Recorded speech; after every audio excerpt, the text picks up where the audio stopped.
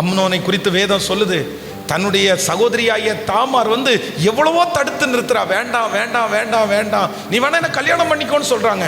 ஆனா பிசாசு என்ன பண்றான்னா, முடிவெடுக்கிறதுக்கு அவனை தூண்டுறான். இல்ல நீ எடு வாலிப தம்பி. சில நேரத்தில் சில அசுத்த காரியத்தை செய்கிறதற்கு, முடிவெடுக்கிறதற்கு பிசாசு உன்னை தூண்டிட்டே இருப்பான். இந்த ஒரு டைம் செய், தப்பு இல்லை, இந்த ஒரு டைம் தானே. ஆனா ஒன்று அன்பாய் சொல்லுகிறேன், நீ எடுக்கிற முடிவு உனக்கு பெரிய ஆபத்தை உனக்கு கொண்டு வந்துடும். ஸோ ஆண்டவரே, எங்களுக்கு ஒரு ஞானத்தை கொடுங்க. நாங்கள் எடுக்கிற முடிவில் என்னவா இருக்கணும்னா, ஞானமாக இருக்கக்கூடிய ஒரு கிருபையை கர்த்தர் தருவீராக. ஆமென் சொல்லுங்கள் பார்க்கலாம்.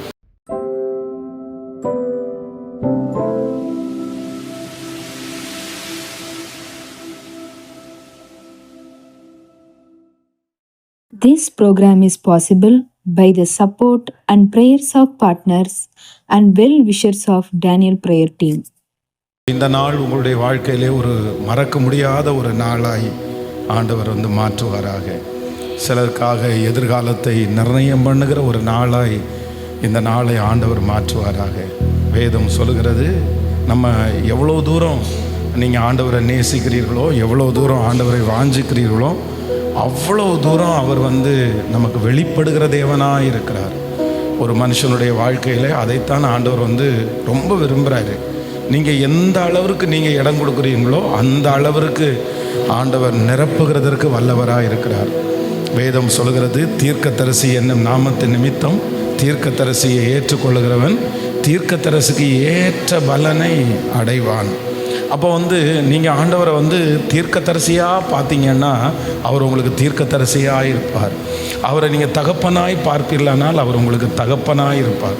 அப்போ அவர் நம்மளை நிரப்புகிறதற்கு அளவில்லை, நம்ம எந்த அளவிற்கு வாஞ்சிக்கிறோமோ அந்த அளவிற்கு அவர் நிரப்புகிறதற்கு அவர் வல்லவராக இருக்கிறார். வேதத்தில் ஒரு ஸ்திரீ, ஒரு ஊழியக்காரனுடைய மனைவி பெரிய ஒரு கடன் பிரச்சனையினாலே சிக்கியிருக்கிறார்கள். அவருடைய கணவனார் கடன் வாங்கிட்டு அவர் இறந்து போயிட்டார். தன்னுடைய 2 பிள்ளைகள் இருக்கிறார்கள். அந்த பிள்ளைகளை இப்போ அடிமையாக்கி கொள்றதுக்கு அந்த கடன் கொடுத்தவங்க பிரச்சனை பண்ணுறாங்க. எங்கள் 2 பிள்ளைகளையும் இந்த மாதிரி பண்ண போகிறாங்க அப்படின்னு சொல்லும்போது தீர்க்கதரிசி சொல்லுகிறார், உன்னிடத்தில் என்ன இருக்குது அப்படின்னு கேட்குறார். அப்போ அவங்க சொல்கிறாங்க, என்னிடத்தில் கொஞ்சம் எண்ணெய் அல்லாமல் வேறு ஒன்றும் இல்லை. உடனே அவர் என்ன சொல்கிறாருன்னா, உங்கள் பக்கத்து வீட்டில் எல்லாம் போய் நீ அநேக வெறும் பாத்திரங்களை வாங்கி கொண்டு அந்த பாத்திரத்தில் அந்த எண்ணெயை ஊற்று அப்படின்னு சொல்லும்போது, அதே போல் அந்த அம்மா பக்கத்தில் எல்லா இடத்துல இருந்தும் அந்த எண்ணெயை வாங்கிட்டு ஊற்றிட்டே இருக்கிறாங்க. அவங்க ஊற்ற ஊற்ற ஊற்ற ஊற்ற அந்த எண்ணெய் வந்துட்டே இருக்குது. கடைசியில் கேட்குறாங்க, வேறு பாத்திரம் இருக்கா அப்படின்னு கேட்கும்போது அந்த வேறு பாத்திரம் இல்லை. அடுத்த வசனம் சொல்லுது, எண்ணெய் நின்று போயிற்று அப்படின்னு வேதம் சொல்லுது. அப்போ ஆண்டவர் சொன்ன அந்த வார்த்தைக்கு பவர் இல்லாததுனால குறைஞ்சு போகலை. அது ஒரு லிமிட்டாக அந்த எண்ணெய் இவ்வளோ தான் வரும், இத்தனை பாத்திரம் நிறைய தான் வரும், இவ்வளோ உன்னுடைய கடன் முடிகிற அளவுக்கு மட்டும்தான் வரும் அப்படின்ற லிமிட்டேஷனை ஆண்டவர் கொடுக்கவே இல்லை. அந்த லிமிட்டேஷனை யார் கொடுத்தா அப்படின்னு சொன்னால், இவங்களுக்கு பாத்திரம் இல்லை, எண்ணெய் நின்று போயிருச்சு. இவர்களுக்கு பாத்திரம் இன்னும் அதிகமாக இருந்துச்சுன்னா கண்டிப்பாக அந்த எண்ணெய் நின்றுக்காது. எவ்வளவு பாத்திரம் இருக்குதோ அவ்வளவு பாத்திரம் நிறைய அந்த எண்ணெய் கொண்டே இருக்கும். அதனால் உங்கள் வாழ்க்கையில் ஒன்று நீங்கள் தெரிஞ்சுக்குங்க, நீங்கள் எந்த அளவிற்கு வாஞ்சிக்கிறீர்களோ, நீங்கள் ஒருவேளை இன்றைக்கி நீங்கள் குறைவானவர்களாக நீங்கள் இருக்கலாம். ஒருவேளை உங்களுக்குள்ள நிறைய நெகட்டிவான எண்ணம் இருக்கலாம்.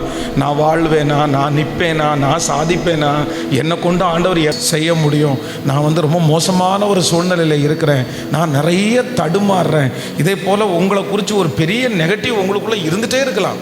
ஆனால் ஆண்டவர் என்ன எதிர்பார்க்குறார் அப்படின்னா, உங்களுக்குள்ள வாஞ்சையையும் விருப்பத்தையும் ஆண்டவரை எதிர்பார்க்கிறார்.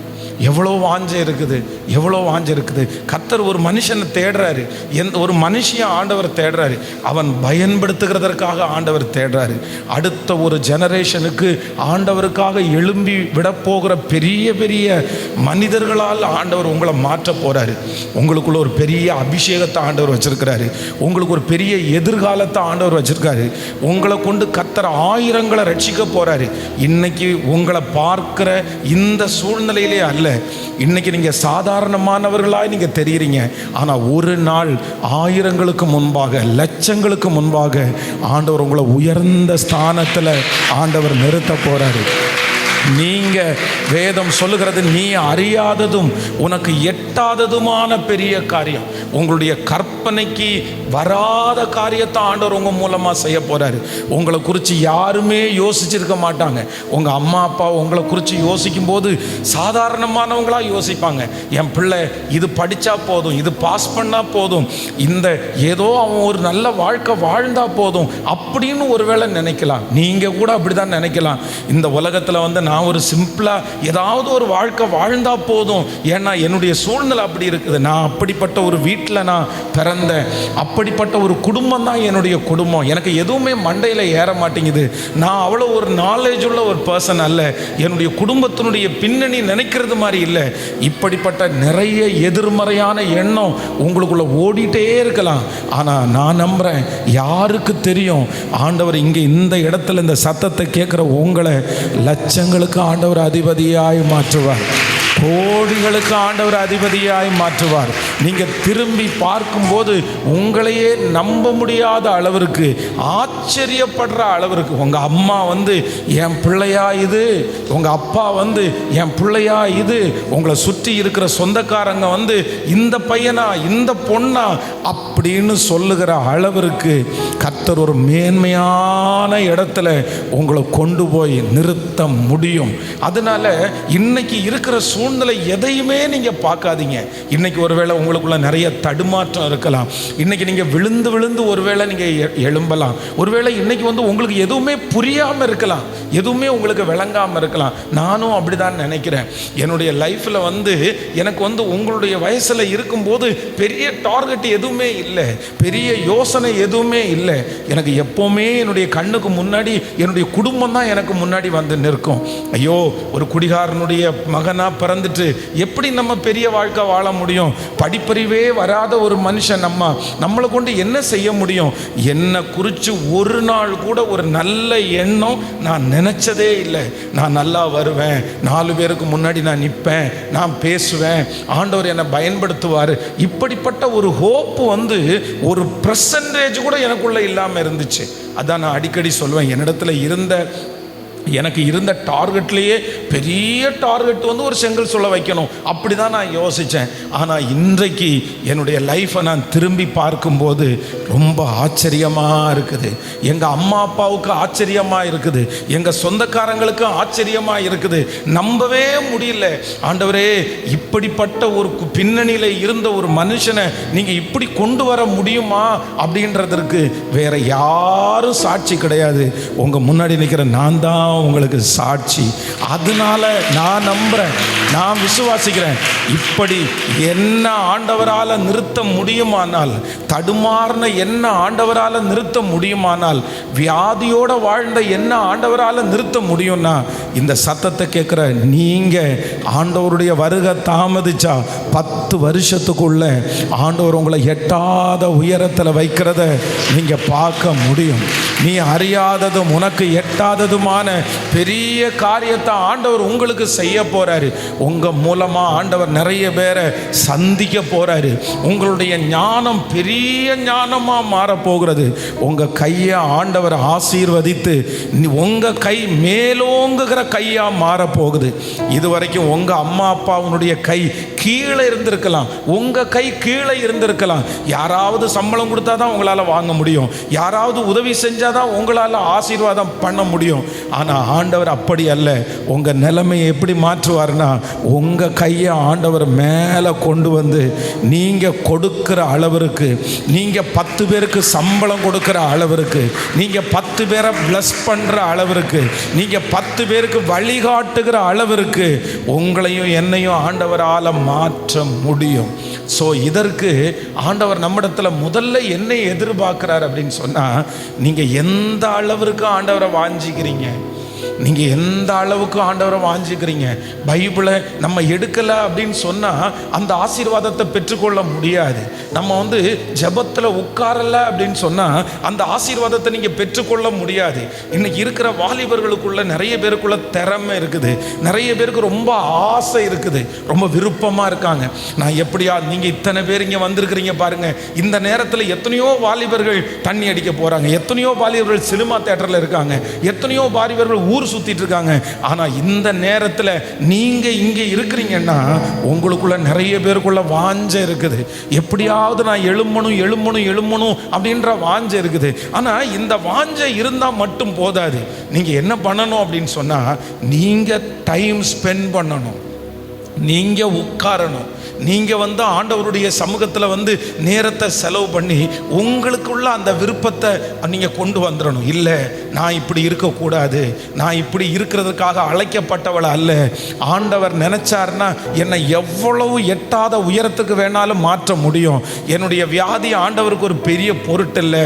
என்னை குறித்து இருக்கிற தாழ்வு மனப்பான்மை ஒரு பெரிய விஷயமே இல்லை. ஆண்டவர் தூக்கணும்னு நினைச்சா, உயர்த்தணும்னு நினைச்சா 24 மணி நேரத்துக்குள்ள உங்க தலையை உயர்த்துகிறதற்கு ஆண்டவரால முடியும். ஆமென், ஹல்லேலூயா. வேதத்தில் பிச்சைக்காரியை போல போன ரூத்தை ஆண்டவர் 24 மணி நேரத்துக்குள்ள அவ எந்த இடத்துல பொறுக்குனாலோ அந்த இடத்துல ஆண்டவரால் ஆசீர்வதிக்க முடியுமானால் உங்களை ஏன் ஆண்டவரால் பயன்படுத்த முடியும்? எனக்கு நல்லா தெரியும். என்னுடைய ஆவியில் நான் ரொம்ப ஃபீல் பண்ணுறேன். இந்த வாலிபர் கூட்டத்தில் இருக்கிற நிறைய வாலிபர்கள் நீங்கள் எழும்பி பிரகாசிக்க போறீங்க. உங்கள் கை அசைவுகளில் அற்புதம் நடக்க போகிறது. உங்க ஜெபத்தின் மூலமாய் அற்புதங்கள் நடக்க போகிறது. நீங்க நிறைய பேருக்கு சாட்சிகளாய் நீங்க மாற போறீங்க. ஆமென். நீங்க இன்னைக்கு பார்க்கிற நிலைமை எல்லாவற்றையும் கர்த்தர் மாற்றி உங்களை ஒரு தலைமைத்துவத்தினுடைய அதிகாரத்திற்குள்ள ஆண்டவர் உங்களை கொண்டு வர போறாரு. உங்க அம்மா அப்பா உங்களை வியந்து பார்க்க போறாங்க. நீங்க உங்க குடும்பத்திற்கு ஒரு பெரிய ஆசீர்வாதமா நீங்க மாற போறீங்க. உங்க வம்சத்துக்கே ஆண்டவர் உங்களை பெரிய ஆசீர்வாதமா மாற்ற போறாரு. ஆமென். நம்புறேன்னு சொல்றவங்க அப்படியே கைகளை மேலே உயர்த்தி ஏசப்பாட்ட சொல்லுங்க. காற்றையும் காண மாட்டாய், மழையையும் பார்க்க மாட்டாய், ஆனாலும் உன்னுடைய பள்ளத்தாக்கு தண்ணீரால நிரப்பப்படும்னு ஆண்டவர் சொல்லி இருக்கிறாரு.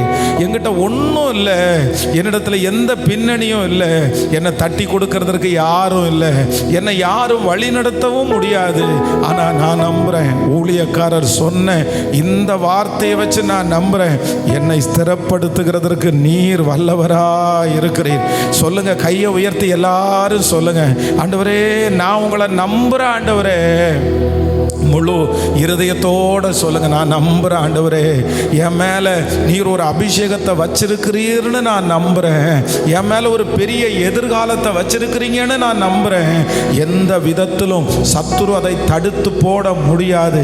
சத்துரு என்ன முயற்சி எடுத்தாலும் கர்த்தர் அதிலிருந்து உங்களை மீட்டு கொண்டு வருவதற்கு வல்லவர். சொல்லுங்க, கைகளை உயர்த்தி, இயேசுவே நான் நம்புறேன். முழு பலத்தோட சொல்லுங்க, நம்புறேன் ஆண்டவரே. மறுபடியும் சிலரை இந்த வாலிபர் கூட்டத்தில் ஆண்டவர் தூக்கி எடுக்க போறாரு. உங்களுக்கு ஒரு புது விஷனை ஆண்டவர் உங்களுக்கு தரப்போறாரு. ஒரு புது கிருபை உங்களை இன்றையிலிருந்து தொடர போகிறது. நன்மையும் கிருபையும் உன்னை தொடரும் என்று சொன்ன வார்த்தையின்படி ஆண்டவர் உங்களை பல இடங்களில் கர்த்தர் பயன்படுத்த போறாரு. இதோ ஒரு தெருவில் நின்று ஒரு பிள்ளை சொல்லிட்டு இருக்கும்போது அந்த தெருவில் இருக்கிற அத்தனை பேரும் ஆச்சரியப்படுற அளவிற்கு கர்த்தர் உங்களை பயன்படுத்துகிற அந்த நாள் வரட்டும். சொல்லுங்க, நான் நம்புறேன் ஆண்டவரே, நான் நம்புறேன். ஹல்லேலூயா, ஹல்லேலூயா. காலம் கனவாய் நினைவாய் போனதே, நாட்களும் நிழலாய் நிஜமாய் போனதே. காலம் கனவாய் நினைவாய் போனதே, நாட்களும் நிழலாய் நிஜமாய் போனதே. நீர் கொஞ்சம் நினைத்தால் நானும் வாழ்ந்து காட்டுவேன். நீர் கொஞ்சம் நினைத்தால் நானும் வாழ்ந்து காட்டுவேன்.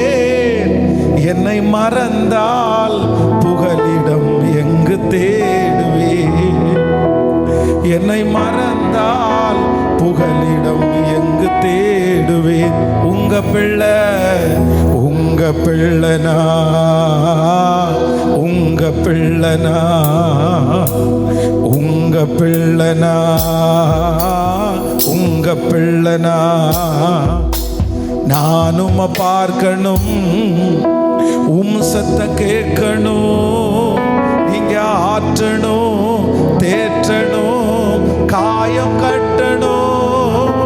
பெரும் சேனை கூட்டம் ஒன்றை முன் நிறுத்தணும். பெரும் சேனை கூட்டம் ஒன்றை முன் நிறுத்தணும். நம்புங்கப்பா என்ன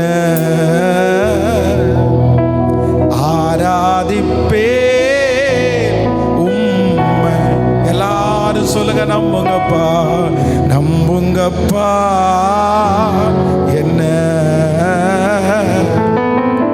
ஆராதிப்பே உம்மை. திரும்ப திரும்ப நம்புங்கப்பா, நம்புங்கப்பா என்ன ஆராதிப்பே உம்மை. ஆமென். நல்லா நல்லா கவனமா நீங்க கவனிங்க. உங்களை தூக்கி எடுக்கிறதற்கு உங்களால முடியாது. நீங்க சொல்லலாம், நான் ரொம்ப தூரம் போயிட்டேன், நான் ரொம்ப தூரம் போயிட்டேன், நான் எப்படி வெளியே வருவேன்னு எனக்கு தெரியல. ஒருவேளை நீங்க வெளியே வருவீங்க, நீங்க நிற்பீங்க, நீங்க சாதிப்பீங்க, நானும் ஒரு நல்ல வாழ்க்கை வாழ்வேன்ற அந்த நம்பிக்கையை நீங்க முற்றிலுமாக நீங்க இழந்து போய் வந்திருக்கலாம், இழந்து போய் வந்திருக்கலாம். எங்கள் அம்மா என்னை ரொம்ப நம்புகிறாங்க பாஸ்டர், எங்கள் பாஸ்டர் என்னை ரொம்ப நம்புகிறாரு. பட் நான் ரொம்ப மோசமான ஒரு நிலைமைக்கு நான் போயிட்டேன், நான் தூக்கி எடுக்க முடியாத அளவுக்கு ஒரு நிலைமையில் நான் இருக்கிறேன், அவ்வளோதான், நான் திரும்பி வர்றது அப்படின்றது ரொம்ப கடினம். எல்லாருமே என்னென்னமோ நினைக்கிறாங்க, நான் ஒரு சிகரெட்டு தான் அடிக்கிறேன்னு நினைக்கிறாங்க. பட் அப்படி இல்லை, நான் அதுக்கு ரொம்ப அடிமையாயிட்டேன், நான் இந்த சின்ன தப்பு தான் பண்ணிட்டேன்னு எங்கள் அம்மா அப்பா நினைக்கிறாங்க. ஆனால் அப்படி கிடையவே கிடையாது. நான் ரொம்ப அடிக்ட் ஆகிட்டேன், நான் வெளியவே வர முடியாத அளவுக்கு நான் போயிட்டேன். எனக்குள்ள எதிர்மறையான எண்ணம் தான் வருது, எனக்குள்ள நெகட்டிவ் தாட்ஸ் தான் வருது. என்னை நினைக்கும் போதெல்லாம் எனக்கு தோணுது, நீ எங்க எவ்வளோ தூரம் நீ போக வேண்டியது இருக்குது, எத்தனை வயசு நீ வாழ வேண்டியது இருக்குது. ஒரு சில நேரங்களில் நீங்களே நினைக்கலாம், நான் தான் இவ்வளோ தூரம் போயிட்டேனே, என்னை விட்டுருங்க, நான் அப்படியே இனி போயிடுறேன், இனி அப்படியே போயிடுறேன், இதுக்கு மேலே என்ன நினைக்காதீங்க, இப்படி ஒருத்தர் இருந்ததா யோசிக்கவே வேண்டாம். இப்படிப்பட்ட எண்ணங்கள் கூட உங்களுக்குள்ள திரும்ப திரும்ப திரும்ப மேலோங்கிட்டே இருக்கலாம். ஆனால் ஒன்று நினச்சிக்கங்க, ஆண்டவர் நினச்சிட்டாருன்னா, கர்த்தர் நினச்சிட்டாருன்னா, எவரையும் மேன்மைப்படுத்தவும் பலப்படுத்தவும் அவருடைய கரத்தினால ஆகும். உங்களை தூக்கி எடுக்கிறதற்கு அவரால் ஆகும். அவ்வளவு மோசமான இருதய கடினம் உள்ள சவுல ஒரே நாளில் ஆண்டவர் மாற்றலையா? அதனால நான் நம்புறேன், நீங்க இழந்தது எல்லாத்தையும் திரும்ப தருவதற்கு ஆண்டவரால முடியும். முதல்ல நீங்க எதை கொண்டு வாங்க அப்படின்னா, உங்களுக்குள்ள ஒரு நம்பிக்கை வரட்டும்.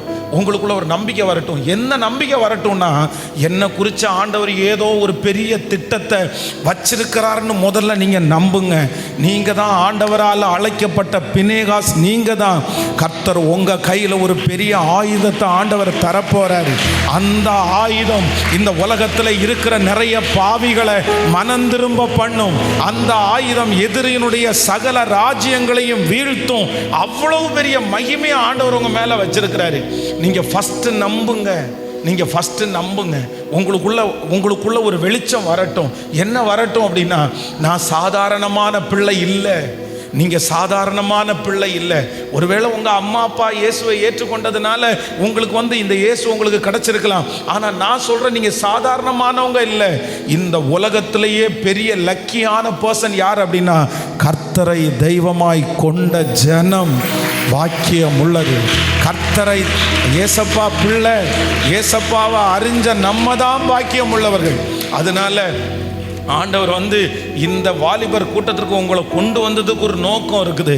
என்ன நோக்கம் இருக்குன்னா, உங்களை பார்த்த ஆண்டவர் சொல்றாரு, இல்லை நீ நினைக்கிறது மாதிரி அல்ல, உன் மேல உலகத்தையே அசைக்கிற ஒரு பெரிய விஷனை கர்த்தர் வச்சிருக்கிறாரு. உன்னை கர்த்தர் சீக்கிரமா மீட்டெடுக்க போறாரு. இந்த ஜபத்திலிருந்து ஆண்டவர் உன்னை மீட்டெடுக்க போறாரு. நீ திரும்பி வருவ மகனே, கர்த்தர் உன்னை திரும்பி கொண்டு வருவார். நீ மறுபடியும் ஆண்டவருக்கு பிரியமாய் வாழ்வீர்கள். நீங்க மறுபடியும் ஆண்டவருக்கு சாட்சியாய் மாறுவீர்கள். ஆண்டவர் மறுபடியும் எவ்வளவு பெரிய குழியிலிருந்து உன்னை மறுபடியும் கொண்டு வருவதற்கு அவர் வல்லவராய் இருக்கிறார். ஆமென் சொல்லுங்க பார்க்கலாம். அப்படியே கையை உயர்த்தி முழு மனசோட சொல்லுங்க. இல்லை, உன் சூழ்நிலை மாற போகுது. உன்னை சுற்றி இருக்கிற எல்லாமே மாற போகுது. ஆமென். உன்னை சுற்றி இருக்கிற ஜனங்களை ஆண்டவர் மாற்ற போறாரு. உன்னை சுற்றி இருக்கிற சூழ்நிலையை ஆண்டவர் மாற்ற போறாரு. இதோ உனக்கு எதிராக இருந்த நிறைய யோர்தான்கள் வழி விட்டு அனுப்ப போகுது. கர்த்தர் சொல்லுகிறார், நீ போய் நிற்கும் போது கரை புரண்டு ஓடுகிற யோர்தான் ஒரு குவியலாய் நிற்க போகிறது. ஆமென். செங்கடலை ஆண்டவர் பிளக்க போறாரு. இவ்வளவு பெரிய அபிஷேகத்தை ஆண்டவர் மேல வச்சிருக்கிறாரு. நீங்க மட்டும் கையை உயர்த்தி சொல்லுங்க, நான் நம்புற ஆண்டவரேன்னு சொல்லுங்க பார்க்கலாம். சத்தமா சத்தமா சத்தமா சத்தமா சத்தமா நான் நம்புறேன். சத்துரு வெட்கப்பட்டு போவானாக, சத்துரு வெட்கப்பட்டு போவானாக. இந்த சத்தத்தை கேட்டுட்டு இருக்கிற யாரோ ஒருத்தரிடத்துல ஆண்டவர் நேருக்கு நேர் பேசுறாரு. மகளே, நீ தான் அப்படி நினைச்சிட்டு வந்த, மகனே நீ தான் அப்படி நினைச்சிட்டு வந்த, நான் வேஸ்ட், நான் ஒரு யூஸ் வந்துடும், நான் பிரயோஜனம் இல்லாத ஒரு மனுஷி, என்னால இனி எந்த லாபமும் இல்லை. ஆனா ஆண்டவர் சொல்றாரு, இல்லை, நான் உன்னை மீட்டெடுத்து நீ அறியாததும் உனக்கு எட்டாததுமான பெரிய காரியத்தை செய்வேன் என்று கர்த்தர் வாக்கு கொடுக்கிறார். பலத்தினாலும் அல்ல, பராக்கிரமத்தினாலும் அல்ல, அவருடைய ஆவியினால் எல்லாம் ஆகும். இப்பொழுதே இந்த கூட்டம் நடந்து கொண்டிருக்கும் போதே அந்த ஆவியானுடைய செயல் நிறைய பேர் மேல ஊற்றப்படுகிறது. அந்த பினேகாசுனுடைய அபிஷேகத்தை கர்த்தர் நிறைய பேர் மேல வைக்கிறார். இதோ உன் கையிலே இருக்கிற ஆயுதம் அது சாதாரணமான ஆயுதம் அல்ல. அந்த ஆயுதம் எதிரியினுடைய ராஜ்யங்களை அசைக்க போகிறது. அப்படிப்பட்ட ஒரு அனாயிண்டிங், ஒரு யுத்த வீரனாய், ஒரு யுத்த வீராங்கனையாய் இதோ தேவன் உன்னை புறப்பட பண்ணுகிறார். உனக்கு முன்பாக இருக்கிற அத்தனை சக்திகளும் முழங்கால் படியிடுகிற ஒரு அபிஷேகத்தை கர்த்தர் இப்பொழுது ஊற்றுகிறார்.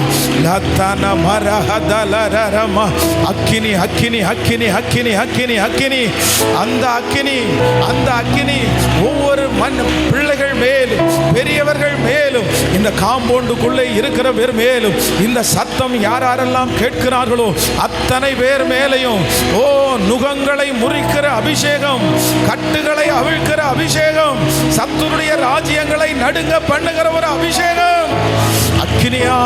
அக்கினியாய் லாத்தானா மாரா ஹத்தாலா ரேபாரா லோதாரா லாத்தானா மோரா லேதரா ஷபோரோ லோரா. இறங்கட்டும் இறங்கட்டும் இறங்கட்டும் இறங்கட்டும். Thank you Jesus. அந்த எதிர்மறையான எல்லா காரியத்தையும் எடுத்து போடுகிறவர் நல்லவர் நல்லவர் நல்லவர் நல்லவர். ஹல்லேலூயா. ஸோ நம்மை குறித்து யார் வேணாலும் என்ன வேணாலும் பேசலாம். அதை குறித்து நம்ம கவலைப்பட வேண்டியதே இல்லை. நம்மளை குறித்து உயர்வாக பேசலாம், குறைவாக பேசலாம். நானும் அப்படி தான். நான் யோசிக்கிறேன், 10th படிக்கிற வரைக்கும் நிறைய பேருடைய வாயிலிருந்து கேட்ட ஒரே ஒரு வார்த்தை, நீ எல்லாம் மாடு மேய்க்கிறது கூட லாயக்கில்லை, நீ எல்லாம் பொழைக்கிறதுக்கே லாயக்கில்லை, நீ எல்லாம் ரொம்ப முட்டாளான பையன். உலகத்தில் வந்து ஒரு மோசமான ஒரு நபருக்கு என்னென்ன பேரெல்லாம் சொல்லுவாங்களோ அத்தனை பேரையும் நாங்கள் தான் வாங்குகிறோம். நான் வாங்கியிருக்கிறேன். அவ்வளோதான். படிப்பில் பார்த்தீங்க அப்படின்னு சொன்னால் 0 அப்படின்னு தான் வரும். விளையாட்டுல பார்த்தீங்கன்னா அதில் 0ன்னு தான் வரும். எல்லாத்துலேயும் கடைசி பேர், எல்லாத்துலேயும் கடைசி நிற்கிறவன். இப்படியே லைஃப்பில் எல்லாத்துலேயுமே டெட் எண்டு தான். ஆனால் நான் இன்றைக்கு விசுவாசிக்கிறேன், கர்த்தர் ரொம்ப பெரியவர். எனக்குள்ளே இப்படிப்பட்ட ஒரு அபிஷேகம் இருக்கிறத என்னுடைய ஸ்கூல் டீச்சர் கண்டுபிடிக்கல, என்னுடைய பெத்த அம்மா அப்பா கண்டுபிடிக்கல, என்னை சுற்றி இருக்கிற யாருமே என்னை கண்டுபிடிக்கல.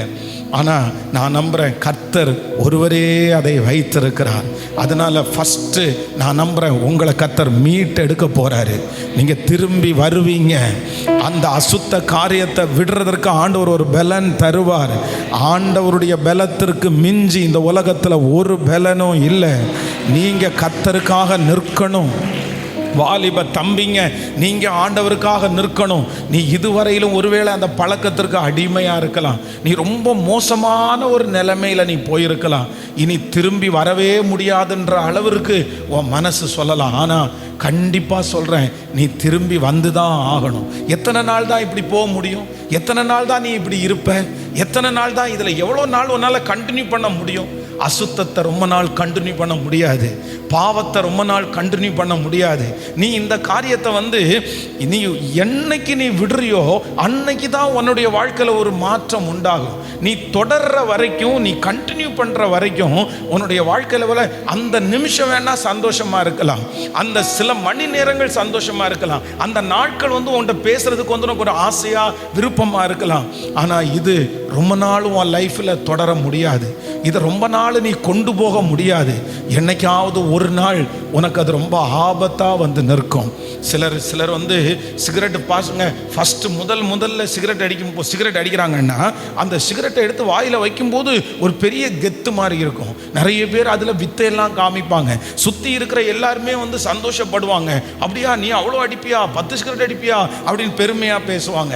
நம்ம என்னென்ன பாவ பழக்கங்களை செய்கிறோமோ முதல்ல நிறைய பேருக்கு அது இன்பமாக இருக்கும், நிறைய பேருக்கு ஆசையாக இருக்கும். ஆனால் நாட்கள் தாண்ட தாண்ட தாண்ட அதை விட முடியாதுன்ற ஒரு சூழ்நிலை வரும் பாருங்களேன். அதில் நான் அடிமையாயிட்டேன்னு ஒரு சூழ்நிலை வரும் பாருங்களேன். ஐயோ, அந்த சிகரெட்டை தேடி தேடி ஓடுற ஒரு சூழ்நிலை வரும் பாருங்களேன். அந்த பாவத்தை தேடி தேடி ஓடுற ஒரு சூழ்நிலை வரும் பாருங்களேன். அதற்காக காத்திருக்கிறது, அதற்காக வேற சாப்பிடாம இருக்கிறது, அதுவே சுற்றி சுற்றி நம்முடைய சிந்தனையில் வந்துட்டு இருக்கிறது. இப்படிப்பட்ட ஒரு சூழ்நிலை வரும்போது தான் நமக்கு தெரியும், இல்லை இல்லை இல்லை, நம்ம ரொம்ப தப்பாக நம்ம சூஸ் பண்ணிட்டோம், நம்ம ஒரு மோசமான ஒரு நிலைமையில் நம்ம வந்துட்டோம். அப்போ தான் அது நமக்கு வலிக்கும். ஆனால் அதையும் நினச்சிட்டு சரி நம்ம இப்படி வந்துட்டோம், அவ்வளோதான், இனி நம்ம ஒன்றும் பண்ண முடியாது, இப்படியே போயிடுவோம், காலம் முழுதும் இப்படியே இருப்போம் அப்படின்னு நீங்கள் சொல்ல முடியாது. நீங்கள் என்னைக்காவது ஒரு நாள் நிறுத்தி தான் ஆகணும். நீங்கள் என்னைக்காவது ஒரு நாள் திரும்பி வந்து தான் ஆகணும். ஏன்னா இன்னைக்கு நீங்கள் ஆரம்ப வயசு, நீங்கள் இன்னும் வாழ்க்கையை, நிறைய பேர் இங்கே இருக்கிற வாலிப தம்பியும் தங்கச்சியும் நீ வாழ்க்கையை இன்னும் ஸ்டார்ட் பண்ணவே இல்லை. ஒருவேளை ஆண்டவருடைய வருகை தாமதிச்சு உனக்கு ஆண்டவர் 85 வயசு 90 வயசு வரைக்கும் ஆண்டவர் உனக்கு ஜீவனை கொடுத்து வச்சிருந்தார் அப்படின்னு சொன்னால் இன்னைக்கு உனக்கு 20 வயசுன்னு வச்சுக்கோ, 20 இயர்ஸ் சொல்லுவோம், மினிமமாக சொல்லுவோம். இந்த 20 இயர்ஸ்லேருந்து அகைன் உங்களுக்கு ஒரு 80 இயர்ஸ் 80 வருஷம் இருந்தால் கூட இன்னும் 60 வருஷம் இருக்குது.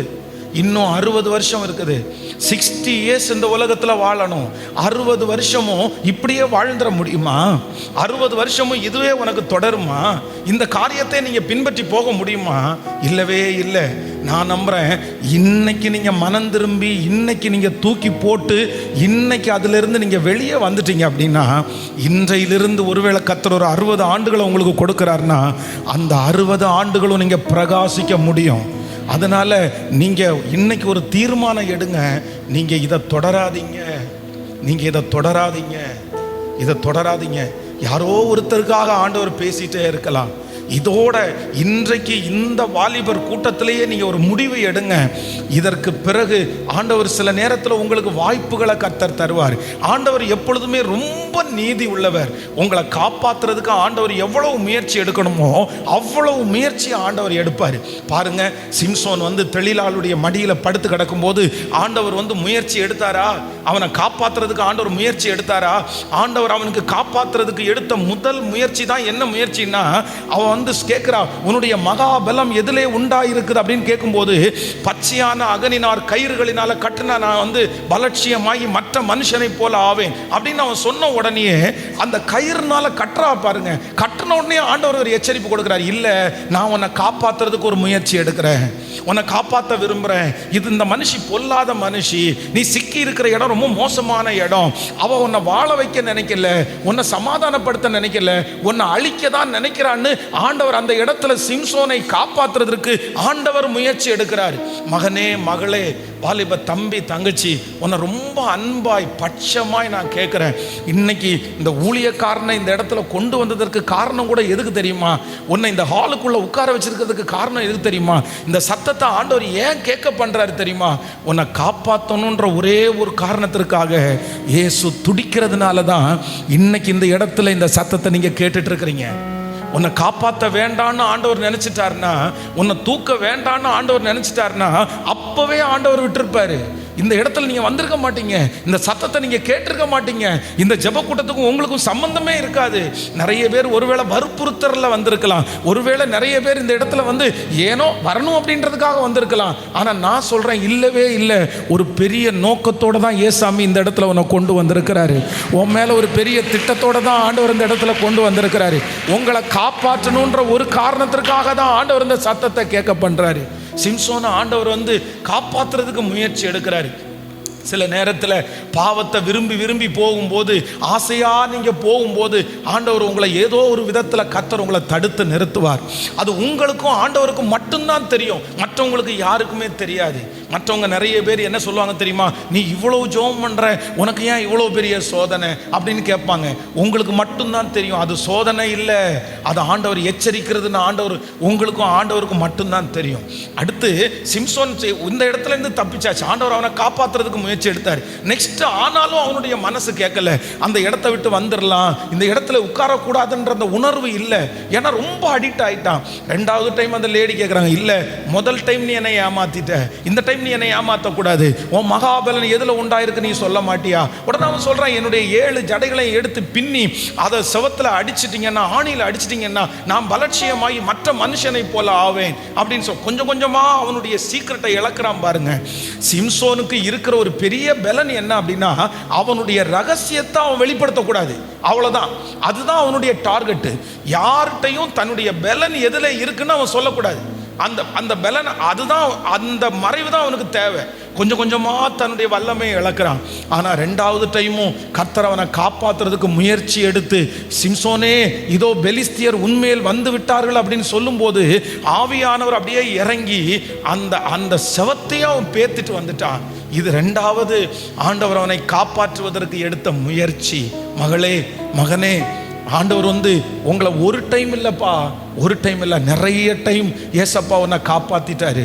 நீ தான் அந்த இடத்துல சிக்கி இருக்கணும், நீ தான் அந்த இடத்துல விழுந்திருக்கணும், நீ தான் அந்த இடத்துல ஒன்றும் இல்லாமல் போயிருக்கணும். ஆனால் ஆண்டவர் என்னமோ தெரில, இதுவரைக்கும் எப்படியாவது நீங்கள் வெளியே வந்துருவீங்கன்றதுக்காக ஆண்டவர் உங்களை காப்பாற்றுறதுக்கு பல முயற்சி எடுத்துகிட்டே இருக்கிறாரு.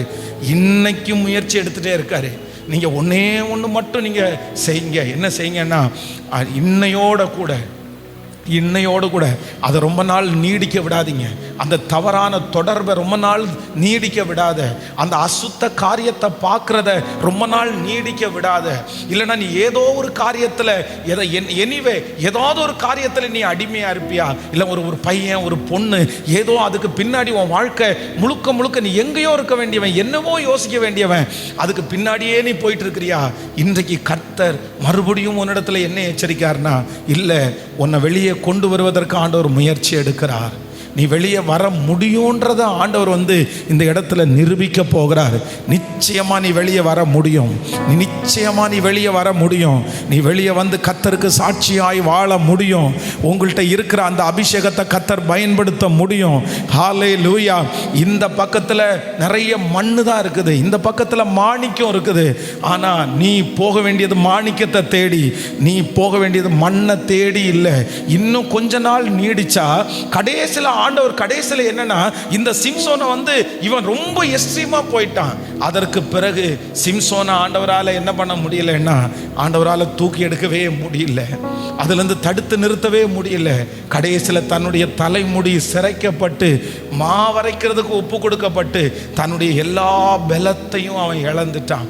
அப்பதான் யோசிக்கிறான், நான் எங்க இருக்க வேண்டிய ஆளு, நான் என்ன செய்ய வேண்டிய ஆளு. ஆண்டவர் என்னை ரொம்ப எவ்வளோ நம்பினாரு. நீங்கள் சூஸ் பண்ணுறது, நீங்கள் செலக்ட் பண்ணுறது, நீங்கள் பின்னாடி போகிறது, இதெல்லாம் மாயை மகனே, இதெல்லாம் மாயை, இதெல்லாம் மாயை.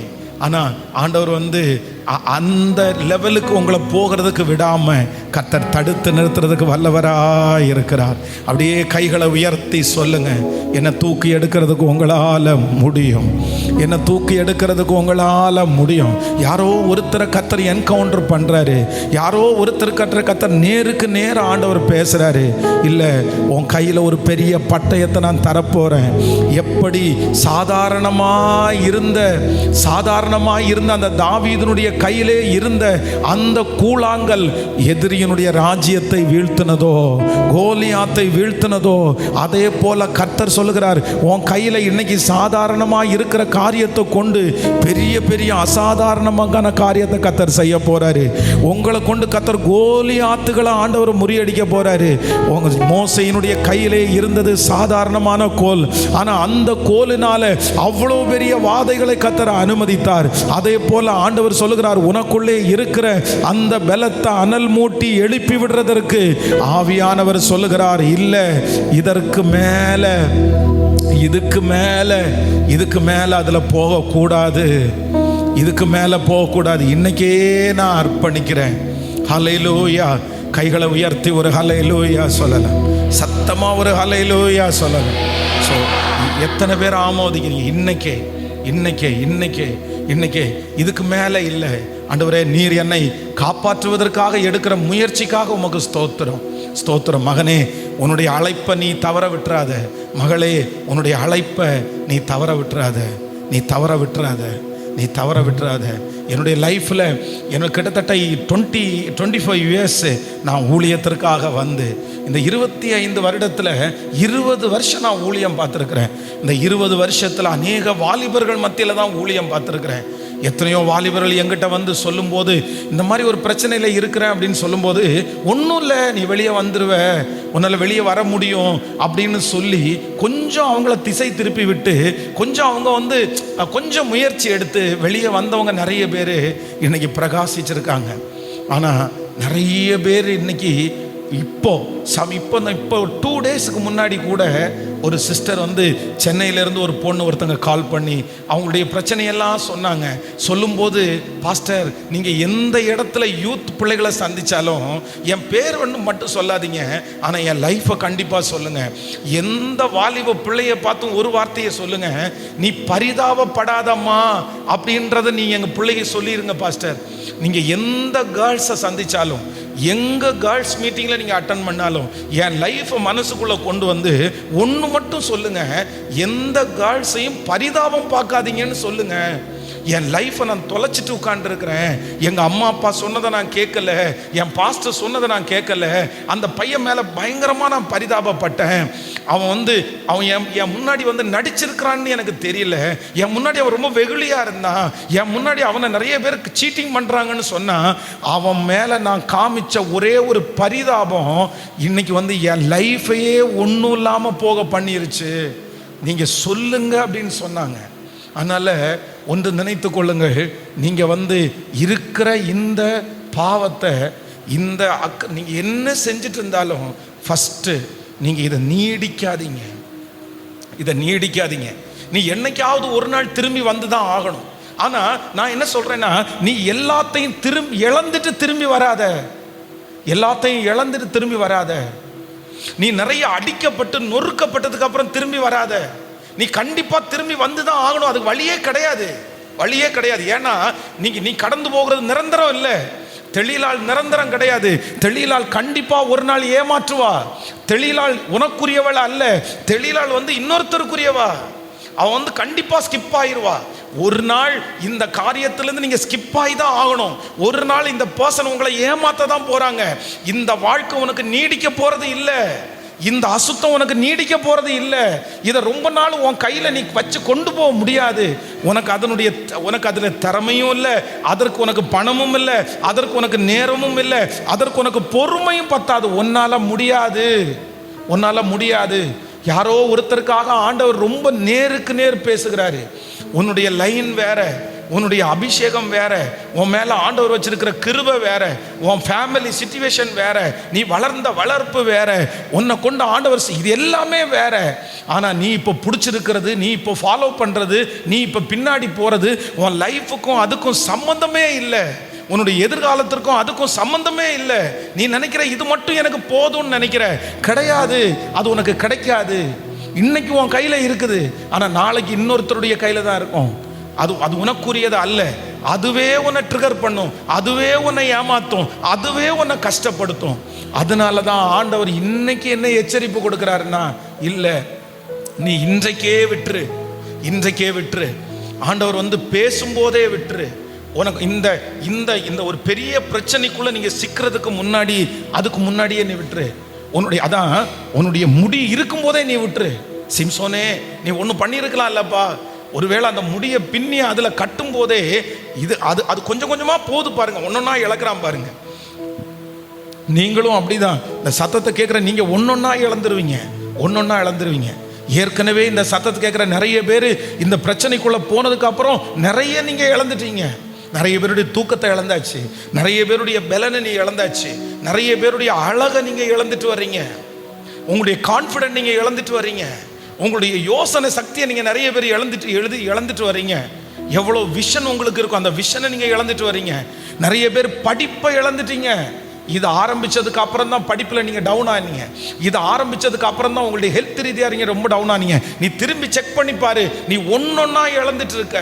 ஆனா இன்னும் திரும்பி வருவதற்கு நீங்க காலதாமதம் பண்ணுனீங்க அப்படின்னு சொன்னா, மகளே மகனே, நீ எல்லாத்தையுமே இழந்துருவடா, எல்லாத்தையுமே இழந்துருவ. நீ காப்பாற்றப்படுவது உறுதி, நீ திரும்பி வருவது உறுதி. கர்த்தர் உன்னை விடமாட்டாரு. நீ எங்க போனாலும் ஆண்டவர் உன்னை விடமாட்டாரு. ஏன்னா உன் மேல இருக்கிற அபிஷேகம் இப்ப வச்சதில்ல, நீ உன் தாயின் கருவில் உருவாகும் முன்னே கர்த்தர் உன் மேல அபிஷேகத்தை வச்சிருக்கிறாரு. நீ இந்த உலகத்துக்குள்ள வர்றதுக்கு முன்னாடியே கர்த்தர் உன் மேல விஷனை வச்சிருக்கிறாரு. நீ எங்க போனாலும் திரும்பி வருவ, எங்க போனாலும் கர்த்தர் உன்னை விடமாட்டாரு. உங்க அம்மாவனுடைய ஜெபம் வீணா போகாது, உங்க அப்பாவனுடைய கண்ணீர் வீணா போகாது.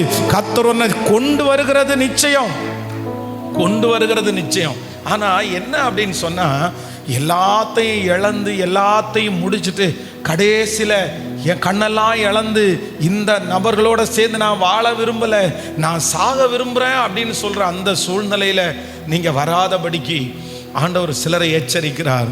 இன்றைக்கு இன்றைக்கு இன்றைக்கு என்ன நடந்தாலும் பரவாயில்ல ஆண்டவரே, கொஞ்சம் கஷ்டமா தான் மகன் இருக்கும், கொஞ்சம் கஷ்டமா தான் மகன் இருக்கும். அது அவ்வளோ ஈஸி இல்லை. நீ இவ்வளோ நாள் பழகினதை, இவ்வளோ நாள் நீ வந்து அதுக்கு பின்னாடியே போனதை, இவ்வளோ நாள் உன்னை சந்தோஷப்படுத்தினதை ஒரே நாளில் தூக்கி வீசுறது அவ்வளோ சுலபம் அல்ல. உன் மனசு அதற்கு நேராக தான் போகும், உன் சிந்தை அதற்கு நேராக தான் போகும்.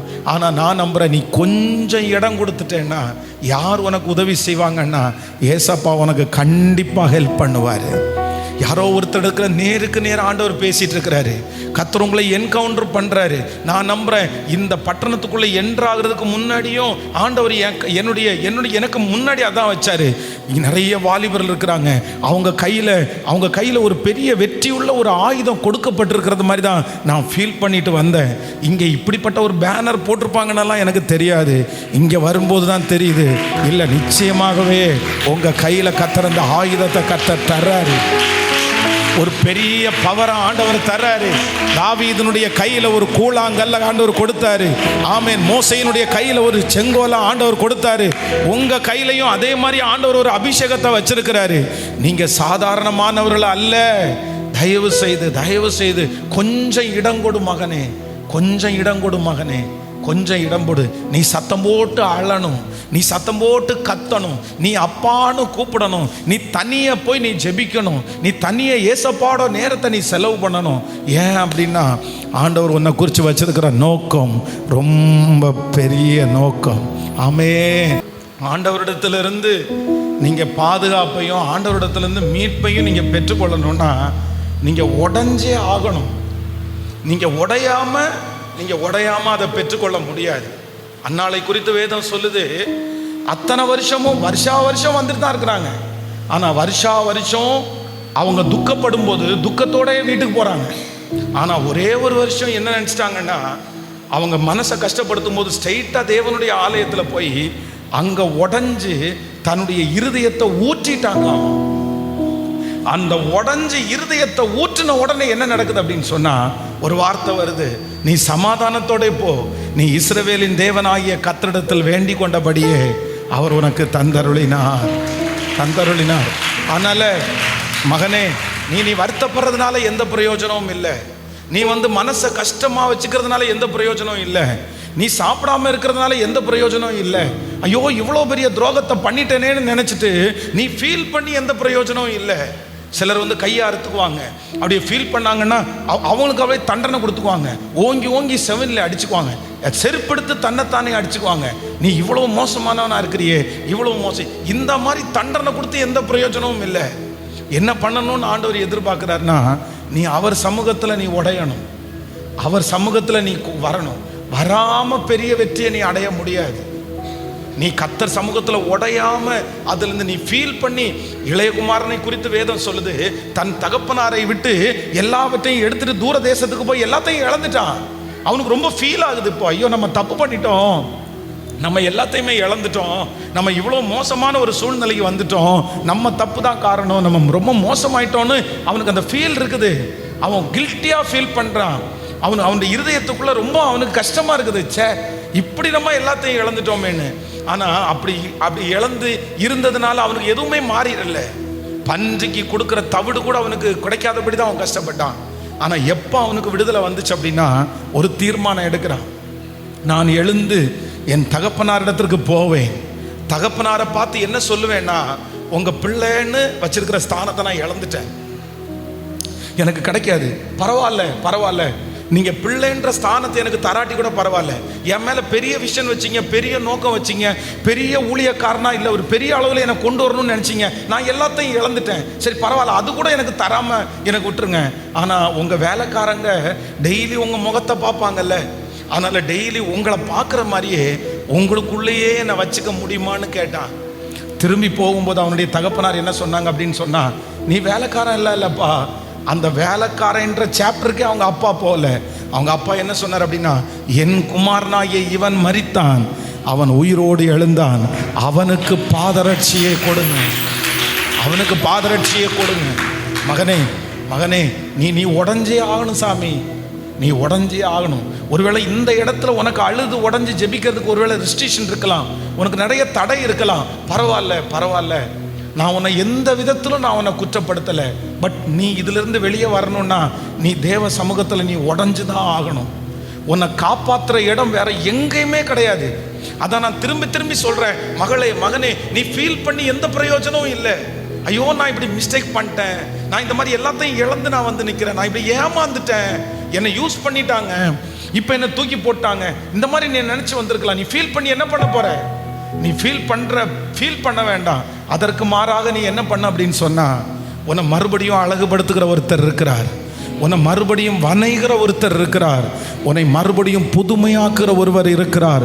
குயவனுடைய கையிலே அவன் வரைந்து கொண்டிருக்கிற பாத்திரம் அவர் கையிலே கெட்டு போயிட்டு, கெட்டு போன பாத்திரத்தை தூக்கி போடுறதுக்கு மனசு இல்லாம மறுபடியும் அவருடைய மனசிலே இருக்கிறது போல அந்த பாண்டத்தை மறுபடியும் வணைந்தது உண்மையானால் உங்களை மறுபடியும் வணைகிறதற்கு ஆண்டவர் உண்மையுள்ளவரா இருக்கிறார். என்னைக்கோ மாற போற இல்லை, 2 years தாண்டி நான் மாறுறேன், காலேஜ் முடிச்சதுக்கு அப்புறம் மாறுறேன், இந்த ஒர்க் பிளேஸ்ல இருந்து விடுதலை ஆனதுக்கு அப்புறம் மாறுறேன். நோ, உன்னுடைய மனசு ஆண்டவர் அறிஞ்சுதான் இன்னைக்கு பேசிட்டு இருக்கிறாரு. ஆண்டவர் சொல்றாரு, இதுக்கு மேல ஒரு படி கூட நீ எடுத்து வைக்காத. இதுக்கு மேல ஒரு 2 yearsக்கு இதை கண்டினியூ பண்ணிட்டு அதுக்கப்புறம் விட்டுறேன்ற அந்த மனத்தாங்கத்தை விட்டுட்டு கேன் ரிட்டர்ன். இனி வெளியே வர்றதுக்கு மட்டும்தான் உன் மனசு யோசிக்கணும், இதை தூக்கி போடுறதுக்கு மட்டும்தான் உங்க மனசு யோசிக்கணும், இது வேண்டான்னு சொல்றதுக்கு மட்டும்தான் உங்க மனசு யோசிக்கணும், இதுல இருந்து எப்படி நாம் வெளியே வர்றதுன்றது மட்டும்தான் உங்க மனசு யோசிக்கணும். வேற எந்த தாட்டும். புரியுதா? நான் உங்களுக்கு சொல்றது விளங்குதா?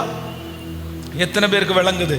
எனிவே நீங்க எந்த பாவத்தில் இருந்தாலும், எந்த மிஸ்டேக்ல இருந்தாலும், நீங்க அது பிசாசினால் உண்டானது இல்ல. ஒரு 3 மாசம் தானே இங்க இருக்க போற, 6 மாசம் தானே இங்க இருக்க போற, ஜஸ்ட் சொல்லி சமாதானமா அப்படி பிரிஞ்சிடலாம், அப்படி பண்ணிடலாம், இப்படி பண்ணிடலாம், இந்த மாதிரி ஐடியாஸ் எல்லாம் பிசாசு நிறைய கொடுப்பான். ஆனா நீ ஒரு நிமிஷம் கூட அதை கண்டினியூ பண்ணணும்னு நீ நினைக்காத மகனே, கண்டினியூ பண்ணணும்னு நினைக்காத. நீ ஒன்று நீ விடணும்னு உங்களுக்கு ஹெல்ப் பண்ணுறதுக்கு யார் இருக்காருன்னா, என் தகப்பன் உனக்கு உதவி செய்கிறதற்கு கர்த்தர் வல்லவராக இருக்கிறார். கண்டிப்பாக நீ வெளியே வருவ, கண்டிப்பாக ஆண்டவர் வெளியே கொண்டு வருவார். உன்னுடைய முயற்சியை கனம் பண்ணுகிற ஒரு கர்த்தர் இருக்கிறார். ஹல்லேலூயா. சில இடங்களிலே சில இடத்துல ஆண்டவர் தடுத்து நிறுத்துறாரா? சில இடத்துல நம்ம பாவம் செய்கிறதற்கு தீவிரமாய் ஓடும்போது ஆண்டவர் அந்த இடத்துல சூழ்நிலை ஏதாவது விதத்தில் ஆண்டவர் மாற்றிடுறாரா? உடனே ஆண்டவருடைய பிள்ளைகள் சுதாகரிக்கணும். ஏதோ ஒரு விதத்தில் ஆண்டவர் உங்களுக்கு எச்சரிப்பு தருவார். சிலருக்கு சொப்பனத்தில் எச்சரிப்பு தருவார், சிலருக்கு சில மனிதர்கள் மூலமாக எச்சரிப்பு தருவார், சிலருக்கு ஆண்டவர் வார்த்தையை பேசும்போது உங்களை தடுத்து நிறுத்துகிறதற்கு ஆண்டவர் என்னென்ன முயற்சி எடுக்கணுமோ எல்லா முயற்சியும் ஆண்டவர் எடுப்பார்.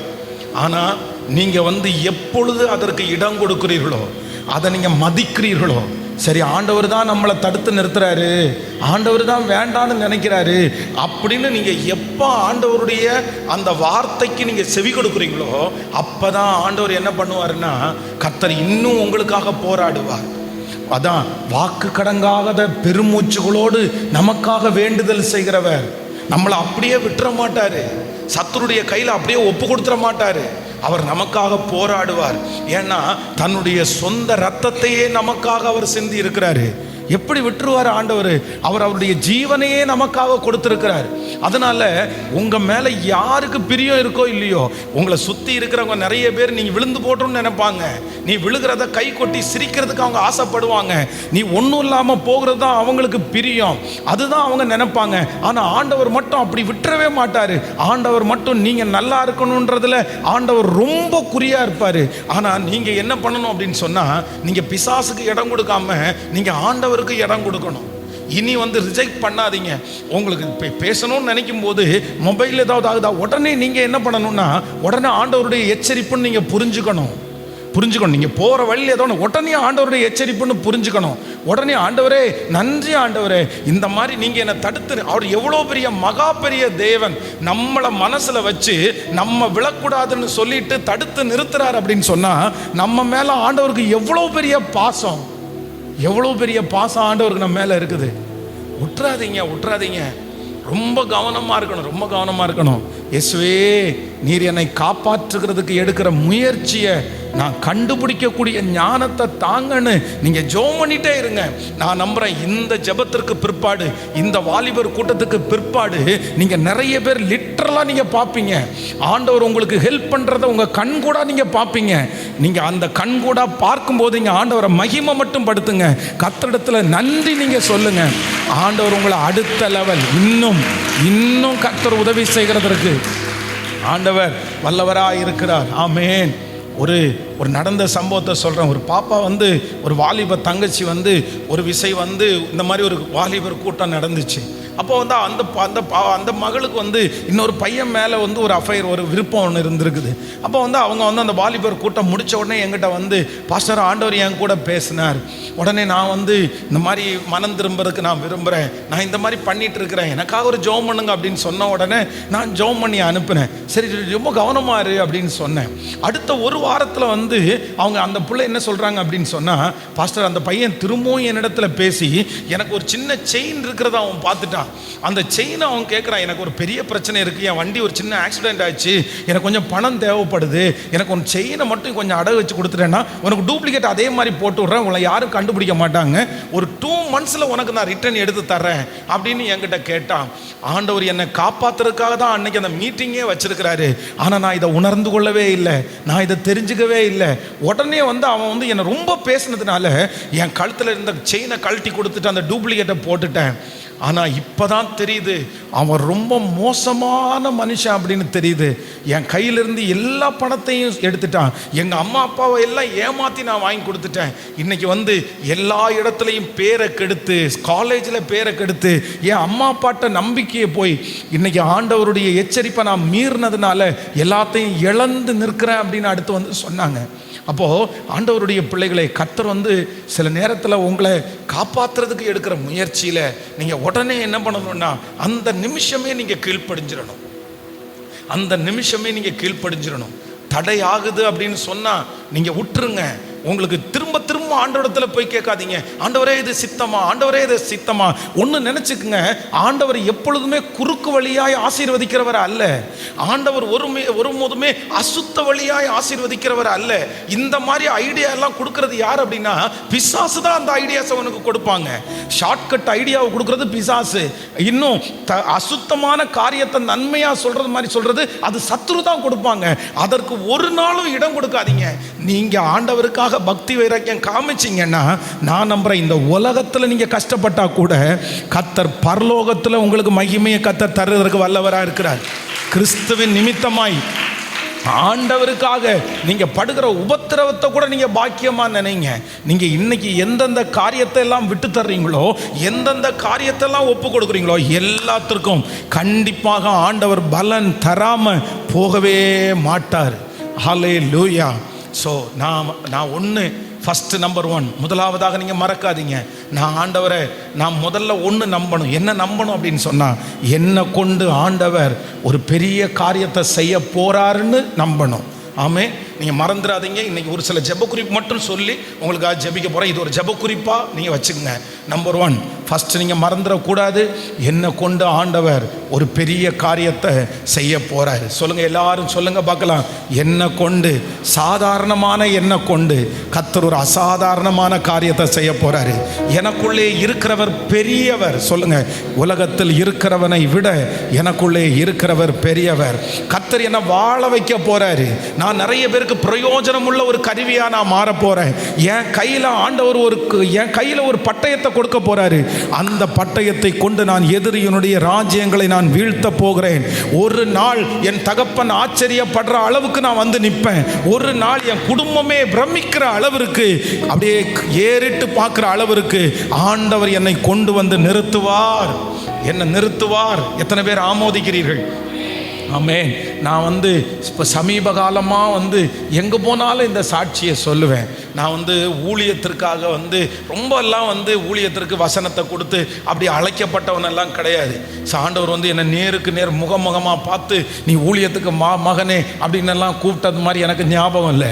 அப்புறம் பைபிள் வாசிக்கும் போது நிறைய டைம் ஊழியத்திற்குரிய வசனம் எல்லாம் வரும். ஆனால் நான் என் பாஸ்டருடைய வார்த்தையை தட்டுனதே இல்லை. அவர் என்ன சொன்னாலும் அது ஆண்டவருடைய வார்த்தையாக நினைப்பேன். எனக்கு வந்துற ஒரு பெரிய அழைப்பு என்னன்னா, எங்கள் பாஸ்டர் ஊழியத்துக்கு போறியான்னு கேட்டார். நான் போகிறேன்னு சொன்னேன். பைபிள் காலேஜில் ஜாயின் பண்ணி விட்டாரு. பைபிள் காலேஜ் படித்தேன், ஜெபம் பண்ணேன், இன்னைக்கு பாஸ்டராக இருக்கிறேன். ஸோ அப்படி அந்த மாதிரி தான் இருப்பேன். ஆனால் நான் எல்லாத்தையும் ரொம்ப டிஸ்கஸ் பண்ணுறது யாரோடனா, என்னுடைய ஆவிக்குரிய நண்பன் ஒருத்தன் இருந்தான். நாங்கள் சர்ச்சில் ரொம்ப 2 பேர் ரொம்ப திக்காக இருப்போம். ஞாயிற்றுக்கிழமையான பாஸ்டர் பண்ணுற பிரசங்கத்தை நாங்கள் பேசாமல் இருக்கவே மாட்டோம். நாங்கள் 2 பேரும் பேசி அதுக்காக நாங்கள் 2 பேருமே ஒப்பு கொடுத்து நாங்கள் ஜெபம் பண்ணுவோம். யாராவது ஒருத்தர் நாங்கள் தப்பு பண்ணால் ஒருத்தருக்கு ஒருத்தர் அடிச்சிருவோம். நாங்கள் இந்த மாதிரி தப்பு பண்ணிட்டு வந்திருக்கிற அப்படின்னு சொல்லிட்டு அவ்வளவும் நாங்கள் கரெக்ட் பண்ணுவோம். அப்போ நான் பைபிள் காலேஜுக்கு போகிறேன்னு என் ஃப்ரெண்டுகிட்ட சொன்னேன். என் ஃப்ரெண்டு என்ன சொன்னான்னா, நீ ஒரு 1 இயர் வெயிட் பண்ணு. அவன் பாஸ் ஆகிட்டான், நான் ஃபெயில் ஆகிட்டேன். நான் 10th ஃபெயில் ஆகிட்டேன், அவன் 10th பாஸ் பண்ணிட்டான். நாங்கள் 2 பேரும் சேர்ந்து ஊழியத்துக்கு வரலான்னு தான் இருந்தோம். நான் ஃபெயில் ஆகிட்டதுனால நான் இப்போ டுட்டோரியல் போயிட்டேன், அவன் +1 போயிட்டான்.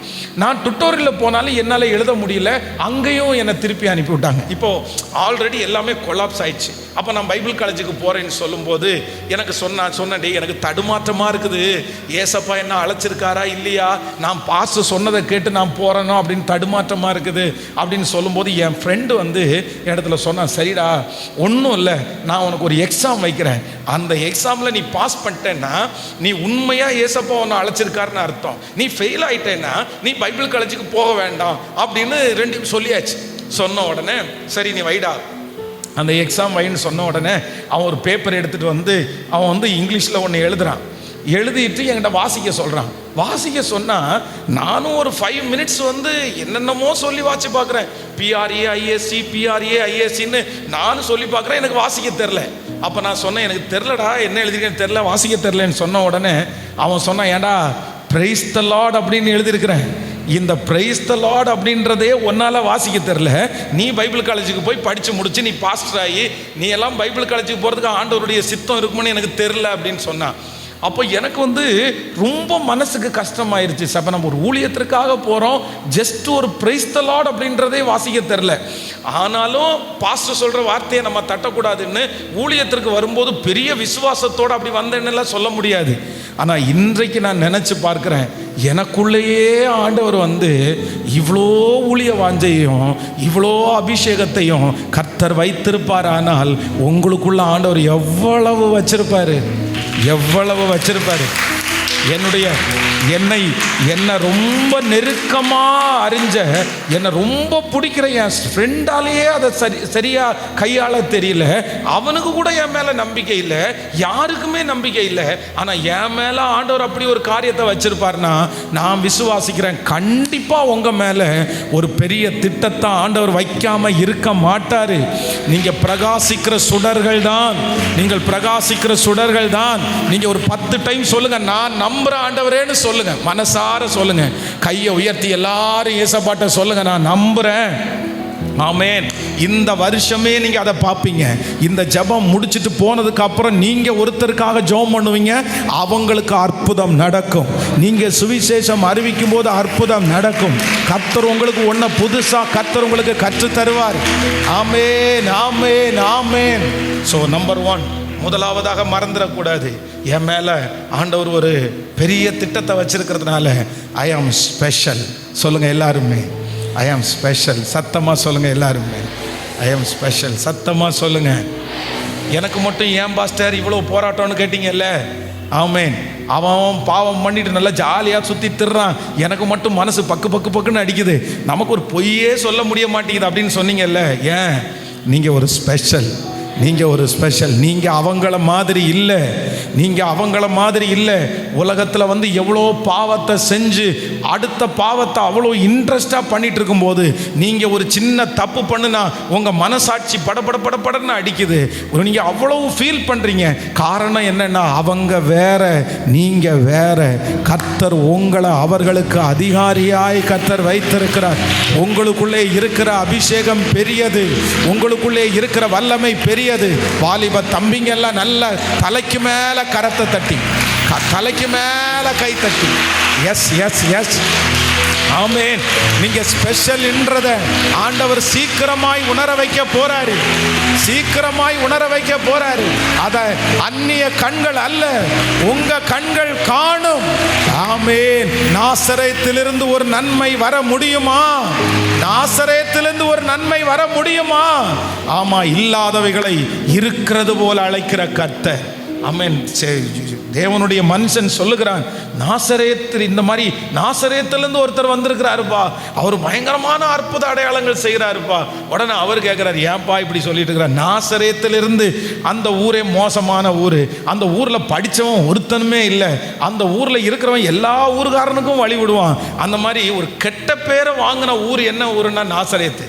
அப்படின்னா நம்ம நம்ம பட்டணத்திலேயே ஒதுக்குப்புறமாக இருக்கும் பாருங்களேன், சொல்லுவாங்கல்ல சில நேரத்தில், எல்லாராலையும் ஒதுக்கப்பட்ட ஒரு ஏரியா, அந்த மாதிரி நாசரேத்து. ஆனால் அங்கேருந்து தான் யார் வந்தா அப்படின்னா, உலக ரட்சகரே வந்தார். உங்களை கர்த்தர் உலகத்தில் அளவுக்கு பயன்படுத்துவதற்கு நீங்கள் இருக்கிற இடமோ, நீங்கள் பிறந்த குடும்பமோ, உங்கள் பின்னணியோ இல்லை. எந்த பின்னணியிலையும் இருக்கிற ஒரு மனுஷனை கர்த்தரால் உயர்த்த முடியும். நீங்கள் எந்த இடத்துல பிறந்தாலும் உங்களை உயர்த்த முடியும். நாசரேத்திலிருந்து நன்மையை வர பண்ணுகிற கர்த்தர். அதனால உங்க எல்லாருடைய நெற்றியிலே ஒன்றை எழுதப்பட்டிருக்கிறது. நான் பார்க்கிறேன், என்ன பார்க்கிறேன்னா, ஐ ஆம் ஸ்பெஷல். இந்த பிள்ளை ஸ்பெஷல், இந்த மகன் ஸ்பெஷல் அப்படின்னு உங்கள் ஒவ்வொருத்தருடைய நெற்றியிலையும் எழுதப்பட்டிருக்குது. நீங்கள் ரோட்டில் நடந்து போகும்போது எப்படி போகணுன்னா, நான் ஸ்பெஷல். நீ ஏன் அந்த தப்பு பண்ணக்கூடாதுன்னா, நான் ஸ்பெஷல். நீ ஏன் அந்த தெருவில் உட்காரக்கூடாதுன்னா, நான் ஸ்பெஷல். நீ ஏன் அந்த பசங்களோட பழகக்கூடாதுன்னா, ஐயோ நான் எல்லாரும் மாதிரி இல்லைங்க, நான் ஸ்பெஷல். என் மேலே ஒரு அபிஷேகம் இருக்குது. நீங்கள் இந்த ப்ரேயர் முடிச்சுட்டு போகும்போது அந்த உணர்வு உங்களுக்குள்ள வரணும். நீங்கள் அவ்வளோ மணி நேரம் எல்லாரும் மொபைல் பார்க்குற மாதிரி நீங்கள் பார்க்கக்கூடாது. ஏன் பார்க்கக்கூடாதுன்னா, உங்கள் மனசாட்சி சொல்லணும், நீ ஸ்பெஷல்பா. நீ பெரிய நோக்கத்தை கர்த்தர் உன் மேல வச்சிருக்கிற. நீ தலைவன், நீ தலைவி. இங்க இருக்கிற நிறைய பேர் நீங்க தலைவனாக போறீங்க, நீங்க தலைவியாக போறீங்க. உங்க வஸ்திரத்தை உங்களை பிடிச்சிட்டு 10 பேர் உங்களை பின்பற்ற போறாங்க. 1000 பேருக்கு நீங்க அதிகாரியாய் மாற போறாங்க. உங்க பக்கத்தில் 1000 பேரும் உங்கள் வலதுபுறத்தில் 10,000 பேர் விழுந்தாலும் அது உங்களை அணுகாது. விசுவாசிக்கிறீங்களா? விசுவாசிக்கிறீங்களா? நீங்க எல்லார மாதிரி எதுவும் செய்யக்கூடாது. காரணம் என்னன்னா, மனசுல சொல்லுங்க, நீ ஸ்பெஷல், நீ ஸ்பெஷல். விசுவாசிக்கிறீங்களா? எனக்குள்ள அந்த எழுப்புதல் இருக்குது. இப்போ உங்களுக்குள்ள அது பற்றி எரியணும்னு நான் விசுவாசிக்கிறேன். பற்றி எரியணும்னு விசுவாசிக்கிறேன். நீங்க எரிஞ்சிடணும், நீங்க எரிஞ்சிடணும், எரிஞ்சிடணும். ஆமென் சொல்லுங்க, சொல்லிட்டே இருங்க. எஸ் எஸ் என நம்புறதற்காய் ஆவியானுடைய ஒரு பெரிய மகிமை இந்த இடத்துல ஊற்றப்பட்டுட்டே இருக்குது. தேவனுடைய மகிமையினால கர்த்தர் நிரப்பிட்டே இருக்கிறாரு. நிறைய பேருக்குள்ள இந்த வசனத்தை நான் பிரசங்கம் பண்ண பண்ண பண்ண கர்த்தர் இதை சொல்லிட்டே இருக்கிறாரு. நீங்க ஏன்னு கேட்டீங்க, எனக்கு மட்டும் ஏன் இவ்வளவு வியாதி? கர்த்தர் சொல்லுகிறார், நீ ஸ்பெஷல். உன்னை குறித்து ஒரு பெரிய சாட்சி சொல்ல வைக்க போறேன். உன் வாழ்க்கையில நடக்கிறது எல்லாமே சாட்சி, எல்லாமே சாட்சி. நீங்க எங்க போய் நின்னாலும் சாட்சி, நீங்க எங்க போய் நின்னாலும் சாட்சி. அவர்களை பார்க்கலும் நீங்கள் விசேஷமானவர்கள், ஸ்பெஷல். ஹல்லேலூயா. கர்த்தர் வைத்திருக்கிற அனாயிண்டிங் ரொம்ப பெருசு. ராத்தன மரஹதல ரஹதரமா. ஆமென் ஆமென் ஆமென் ஆமென். எனக்கு வாலிப தம்பிங்க நீங்க எழும்பணும், தம்பிங்க நீங்க எழும்பணும். இப்போ கர்த்தர் உங்களுடைய உச்சம் தலை முதல் உள்ளம் கால் வரைக்கும் அந்த ஆவியை கர்த்தர் ஊற்றுகிறார், அந்த ஆவியை கர்த்தர் ஊற்றுகிறார். உங்க கால்கள் அங்கே போவது இல்லை. சத்துரு இனி இழுக்கிற இடத்துல உங்க கால்கள் போவது இல்லை. காரணம், உங்களுக்குள்ளே இருக்கிற ஆவியானவர் பேசுவார். நீ அந்த கூட்டத்தோட சேரக்கூடாது, நீ அந்த காரியத்தை பார்க்க கூடாது. ஆண்டவரே, ஏன் ஆண்டவரே? உன் மேல வச்சிருக்கிற அபிஷேகம் அவர்கள் உன்னை ஆளுகிற அபிஷேகம் அல்ல, நீ அவர்களை ஆளுகிற அபிஷேகத்தை கர்த்தர் உன் மேல வச்சிருக்கிறார். இப்பொழுது உன்னதத்திலிருந்து அந்த ஆவியானுடைய மகிமை ஊற்றப்படட்டும். கரங்களை தட்டி அக்கினி அக்கினி அக்கினி அக்கினி அக்கினி அக்கினி அக்கினி அக்கினி அக்கினி கொழுந்து விட்டு எரியட்டும், கொழுந்து விட்டு எரியட்டும், கொழுந்து விட்டு எரியட்டும். இயேசுவே இயேசுவே இயேசுவே. அந்த ஃபயர் இப்போ அற்று போவதாக, சத்துருடைய கிரியை அற்று போவதாக, சாப கட்டுகள் அற்று போவதாக, அவர்களை குறித்து தவறான எண்ணங்கள் இயேசுவின் நாமத்தில் அற்று போவதாக, நெகட்டிவ் தாட்ஸ் இயேசுவின் நாமத்தில் அற்று போவதாக, குறுகின மனப்பான்மை இப்பொழுது அற்று போவதாக, நான் அழகற்றவள் என்கிற அந்த எண்ணம் இப்பொழுது இன்ஃபீரியர் இயேசுவின் நாமத்தில் விலகி போவதாக. அக்கினி அக்கினி அக்கினி அக்கினி. பலத்தினாலும் அல்ல, பராக்கிரமத்தினாலும் அல்ல, உம்முடைய ஆவியினாலே ஆகும். ஆவியானவர் ஊற்றப்படும் போது வனாந்தரங்கள் வயல்வெளியாய் மாற்றப்படும். கைகளை தட்டி அப்படியே அபிஷேகத்தில் நிறைஞ்சு லபாரா லபாரா லோதரபா லஹத்தனர போரல லோதரேலபா லிகபரலர ஷபரலரமா. இதோ இதோ இதோ உங்களுக்காக பக்தி வைராக்கியம் பாராட்டுகிற ஒரு தானியேல், இதோ தேவனுக்காக பக்தி வைராக்கியம் பாராட்டுகிற ஒரு எஸ்தர் இந்த இடத்துல உண்டு. இப்பொழுது பரலோகத்திலிருந்து அந்த அக்கினி இறங்கி வந்து ஒவ்வொருத்தருடைய உச்சம் தலையிலும் இறங்கி நிரப்பட்டும். ஆண்டவரே, நிரப்பட்டும் நிரப்பட்டும் நிரப்பட்டும் நிரப்பட்டும் நிரப்பட்டும் நிரப்பட்டும் நிரப்பட்டும் நிரப்பட்டும் நிரப்பட்டும் நிரப்பட்டும் நிரப்பட்டும் நிரப்பட்டும் நிரப்பட்டும். ஹல்லேலூயா. Thank you Jesus. ஃபர்ஸ்ட், ஆண்டவரே, கர்த்தர் எனக்குள்ள ஒரு பெரிய வெற்றியை வச்சிருக்கிறாருன்னு நான் நம்புறேன். நம்பர் 2, இரண்டாவதாக நம்ம ஒரு ஜெப குறிப்புக்காய் ஒன்றை தியானித்தோம். என்ன தியானித்தோம்னா, ஆண்டவரே, அது மட்டும் இல்லை, நான் என்ன பண்ணணும்னா உடனே நான் திரும்பி வரணும்னு ஆண்டவர் எதிர்பார்க்கிறார். ஸோ என்னைக்காவது ஒரு நாள் நான் வந்து தான் ஆகணும். இதை நான் கண்டினியூ பண்ண முடியாது, இதோட தொடர்ந்து வாழ முடியாது. அதனால் எல்லாத்தையும் இழந்து எல்லா அவமானமும் பட்டு நான் திரும்பி வர்றதை காட்டிலும் இன்றைக்கு நான் திரும்பி வர்றதற்கு நான் முயற்சி எடுக்கிறேன். நம்பர் 3, மூன்றாவதாக ஒரு வாலிப தம்பி தங்கச்சி வந்து ரொம்ப அறிஞ்சிக்க வேண்டிய ஒரு பெரிய விஷயம் என்னென்னா, பிசாசு வந்து நம்மிடத்துல வந்து சிலதை வந்து திருடுறதற்காக வருவான். வேதம் சொல்கிறது, திருடன் திருடவும் கொல்லவும் அழிக்கவுமே அன்றி வேறொன்றுக்கும் வரான். அப்போது பிசாசை குறித்து என்ன சொல்லுது அப்படின்னு சொன்னால், அவன் திருட அப்படின்னு சொல்லுது. திருடன், அவன் திருடன். ஒரு விசுவாசியின் இடத்துல திருடுறது இருக்குது. ஆனால் ஒரு வாலிபரிடத்தில் பிசாசு என்ன திருடுவான் அப்படின்னு சொன்னால், வேற ஒன்றும் இல்லை, உங்களுடைய டைம், உங்களுடைய நேரத்தை தான் திருடுவான். நேரத்தை தான் திருடுவான். நல்லா கவனிச்சுங்க. உங்களை சும்மா இருக்க வச்சா போதும், உங்களை அமைதியாக இருக்க வச்சா போதும். எதையுமே யோசிக்க விடாத, எதிர்காலத்தை குறித்து யோசிக்க விடாமல், படிக்கிறத குறிச்சோ இல்லைன்னா உங்களுடைய திறமைகளை வளர்க்குறத குறிச்சோ இது எல்லாத்தையும் குறித்து யோசிக்க விடாமல், உங்களை ஒரே இடத்துல ஒரே காரியத்தில் உங்களை அப்படி போய் உங்களை சேர்த்து அப்படி உட்கார வச்சிட்டான் அப்படின்னு சொன்னால், உங்களுடைய எதிர்காலம் ஒன்றும் இல்லாமல் போகும்னு தெரியும். நல்லா கவனிச்சுங்க. வேதத்தில் சங்கீதக்காரன் ஐயா தாவீது எவ்வளோ பெரிய காரியத்தை எல்லாம் செய்தார். ஆண்டவருக்காக வாழ்ந்தார், எல்லாம் அவர் இருதயத்துக்கு ஏற்ற தாசன் எல்லாம் சொல்லுது. ஆனால் தன்னுடைய லைஃப்லேயே அந்த அவருக்கு யாருமே எடுக்க முடியாத அளவுக்கு ஒரு கரை வந்துருச்சு. அது ஒரு டைம் இல்லை, லாஸ்ட் வரைக்கும். நீங்கள் புதிய ஏற்பாட்டின் காலத்தில் கூட அவங்களுடைய வாழ்க்கை சரித்திரத்தை வாசித்து பார்க்கும்போது, தாவீது உரியாவினுடைய மனைவியினிடத்தில் கொஞ்சம் பெற்ற, உரியாவின் மனைவியினிடத்திலே பெற்ற அப்படின்னா, அந்த புதிய ஏற்பாட்டின் நாள் வரைக்கும் கூட அந்த அந்த அவப்பேர் அவனை விட்டு போகலன்னு வச்சுக்கோங்களேன். இவ்வளவு நல்லா வாழ்ந்து, இவ்வளவு பேர் புகழோட வாழ்ந்து, ஆண்டவருடைய இருதயத்திற்கு ஏற்ற தாசனா வாழ்ந்து, இவ்வளோ பெரிய நிலைமை அவனுக்கு எதுக்கு வந்துச்சுன்னா, ஒரே ஒரு இடம். ராஜாக்கள் யுத்தத்திற்கு புறப்படும் காலம் வந்தபோது தாவீது எல்லாரையும் யுத்தத்திற்கு அனுப்பிட்டு தன்னுடைய வீட்டில் அவன் தனித்திருந்தான், சும்மா இருந்தான். அவன் யுத்தத்திற்கு போகாமல் இருந்து சும்மா இருந்ததுனால மொட்டை மாடிக்கு போகிறான். மொட்டை மாடிக்கு போனதுனால அங்கே ஒரு பொண் ஸ்நானம் பண்ணுகிறத பார்க்குறான். அந்த பொண்ணு ஸ்நானம் பண்ணுறதை பார்த்த உடனே அவனுக்கு இச்சை ஆரம்பிக்குது. அந்த இச்சையை ஆரம்பித்த உடனே அந்த பிள்ளைய வீட்டில் கூப்பிட்றான். வீட்டில் கூப்பிட்ட உடனே அந்த பிள்ளையோட தவறாக நடக்கிறான். தவறாக நடந்த உடனே அந்த தவறை மறைக்கிறதுக்காக தன்னுடைய கணவனாரை யுத்தத்திலேருந்து கூப்பிட்றான். அவன் சொன்னபடி கேட்கலன்னு சொன்ன உடனே அந்த மனுஷனை கொன்னாதான் நமக்கு பிரச்சனை சால்வ் ஆயிடும்னு சொல்லிட்டு அவனை கொலை பண்றதுக்காக. நல்லா கவனிச்சுங்க.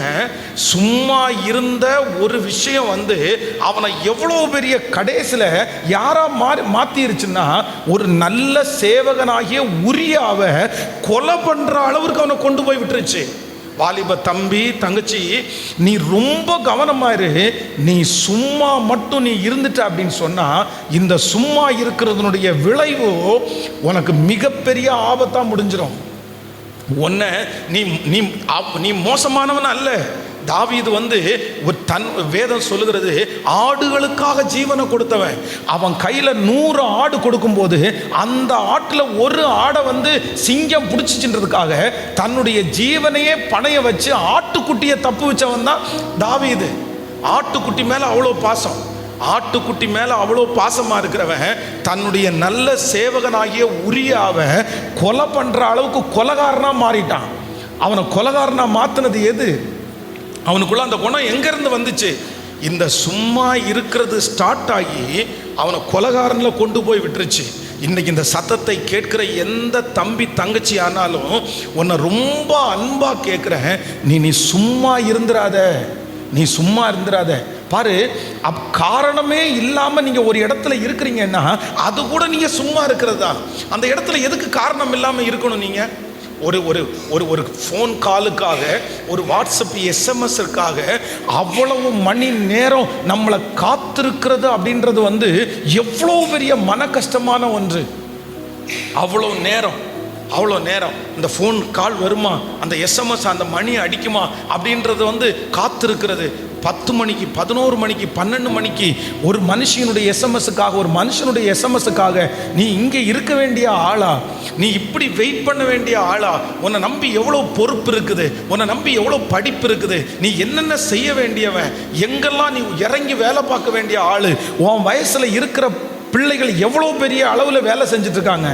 ஆனால் நீங்கள் சிலர் என்ன பண்ணுறோம் அப்படின்னு சொன்னால், யாரோ ஒருத்தருக்காக ஏதோ ஒன்றுக்காக என்ன பண்ணுறோன்னா சும்மா இருக்கிறோம். ஒருவேளை நீங்கள் படித்த படிப்பிற்கு உங்களுக்கு வேலை கிடைக்கலன்னா, நான் சொல்கிறேன், அந்த படித்த படிப்பிற்கு வேலை கிடைக்கிற வரைக்கும் வேலை ஏதாவது வேறு வேலைக்கு போ. எந்த இடத்துல எக்காரணம் கொண்டும் நீங்கள் சும்மா இருந்தால் என்ன பண்ண தோணும் அப்படின்னு சொன்னால், உடனே நிறைய பேர் என்ன பண்ணுவாங்கன்னா, கையில் உடனே ஃபோனை எடுத்துருவாங்க.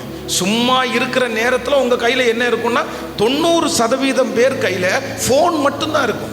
அந்த ஃபோன் இருந்தால் என்ன பண்ணும்? அந்த ஃபோனில் ரொம்ப நல்லதெல்லாம் பார்த்துட முடியுமா அப்படின்னு கேட்டால் கிடையவே கிடையாது. அது அசுத்தத்திற்கு நேராக நம்மளை கொண்டு போகும். அதனால் யாராவது ஒருத்தர் இன்றைக்கு இந்த ஜபத்தில் இருக்கிறவங்க சும்மா இருக்கிறீங்க அப்படின்னு சொன்னால் ஒன்று யோசிங்க. ஆண்டவர் சொல்லுகிறார், நீ போக வேண்டிய தூரம் வெகு தூரம், நீ பண்ண வேண்டிய பிரயாணம் பெரிய பிரயாணம். கர்த்தர் உங்களுக்கு நிறைய கற்றுக் கொடுக்கறதுக்கு ஆண்டவர் விரும்புகிறாரு. நீங்கள் நிறைய படிக்க வேண்டியது நிறைய இருக்குது, நீங்கள் செய்ய வேண்டியது நிறைய இருக்குது, நீங்கள் யோசிக்க வேண்டியது நிறைய இருக்குது, நீங்கள் களத்தில் இறங்கி ஒர்க் பண்ண வேண்டியது நிறைய இருக்குது. ஏன் அப்படின்னு சொன்னால், ஆண்டவர் உங்களை அவருடைய கரத்திலேயே கர்த்தர் வைத்திருக்கிறார். அதனால் நீங்கள் எந்த இடத்துல இருந்தாலும் கண்டிப்பாக ஒரு நோக்கம் இருக்கணும். நீங்கள் ஒருத்தரிடத்துல பேசினா அதுக்கு ஒரு பர்பஸ் இருக்கணும். நீங்கள் ஒரு இடத்துல போய் ஒரு அரை மணி நேரம் உட்கார்ந்தீங்கன்னா அதுக்கு கண்டிப்பாக ஒரு நோக்கம் இருக்கணும். நோக்கமே இல்லாமல், பர்பஸே இல்லாமல் எதுக்கு போய் ஒரு இடத்துல எப்படி உட்கார முடியும்? ஒரு வெற்றி உள்ள ஒரு தலைவன் பர்பஸ் இல்லாமல் எப்படி உட்காருவான்? அதான் சங்கீதக்காரன் சொல்லும்போது சொல்கிறான், நான் இங்கு வந்ததுக்கு முகாந்திரம் இல்லையோ, நான் இங்கே வந்ததுக்கு முகாந்திரம் இல்லையோ. அப்போது நீங்கள் உங்கள் ஃபோனில் பேசுகிற எல்லாருக்கும் முகாந்திரத்தோடு தான் பேசுகிறீங்களா? நீங்கள் உட்கார்ந்துருக்கிற இடத்துல எல்லாமே முகாந்திரத்தோடு தான் உட்கார்ந்துருக்கிறீங்களா? நீங்கள் எவ்வளோ டைம் வேஸ்ட் பண்ணுறீங்க? உங்கள் லைஃப்பில் 15 வருஷம், அந்த 15 வருஷத்தில் பிசாசு ஒரு இடத்துல உங்களை உட்கார வச்சுட்டான் அப்படின்னா, நான் சொல்கிறேன், அதற்கு பிறகு நீங்கள் தலைகீழ நின்னா கூட அடுத்த லெவலுக்கு நீங்கள் போக முடியாது. கொஞ்சம் சத்துருடைய ஒரு மிகப்பெரிய தந்திரம் என்ன அப்படின்னா, ஏதாவது ஒன்று பண்ணி உங்களை காத்திருக்கலாம். ஆண்டவர் உங்களை காத்திருக்க பண்ணுறாரா? சில விஷயத்துக்காக நீங்கள் காத்திருக்கிறீங்களா ஜெபத்தோட? அதை நான் சொல்ல வரல. ஆனால் யாரோ ஒருத்தருக்காக, ஏதோ ஒன்றுக்காக தன்னுடைய டைமை வேஸ்ட் பண்ணி பாருங்க. எனக்கு தெரியும், இந்த காலேஜ் படிக்கிற பிள்ளைங்க எத்தனையோ பிள்ளைங்க ஜெபம் பண்ணியிருக்கிறாங்க. சில பிள்ளைங்க காலேஜ் படிக்க முடிக்கவே அவங்களுக்கு ஏதாவது ஒரு இடத்துல இருந்து இன்டர்வியூ வருவாங்க, அட்டன் பண்ணுவாங்க, வேலையில் போய் செட்டில் ஆயிடுவாங்க.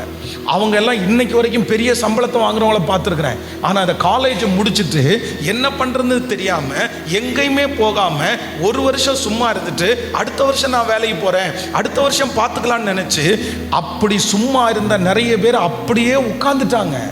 அவங்க எழும்பவே முடியல, அவங்க அடுத்த ஸ்டெப்பு போகவே முடியல.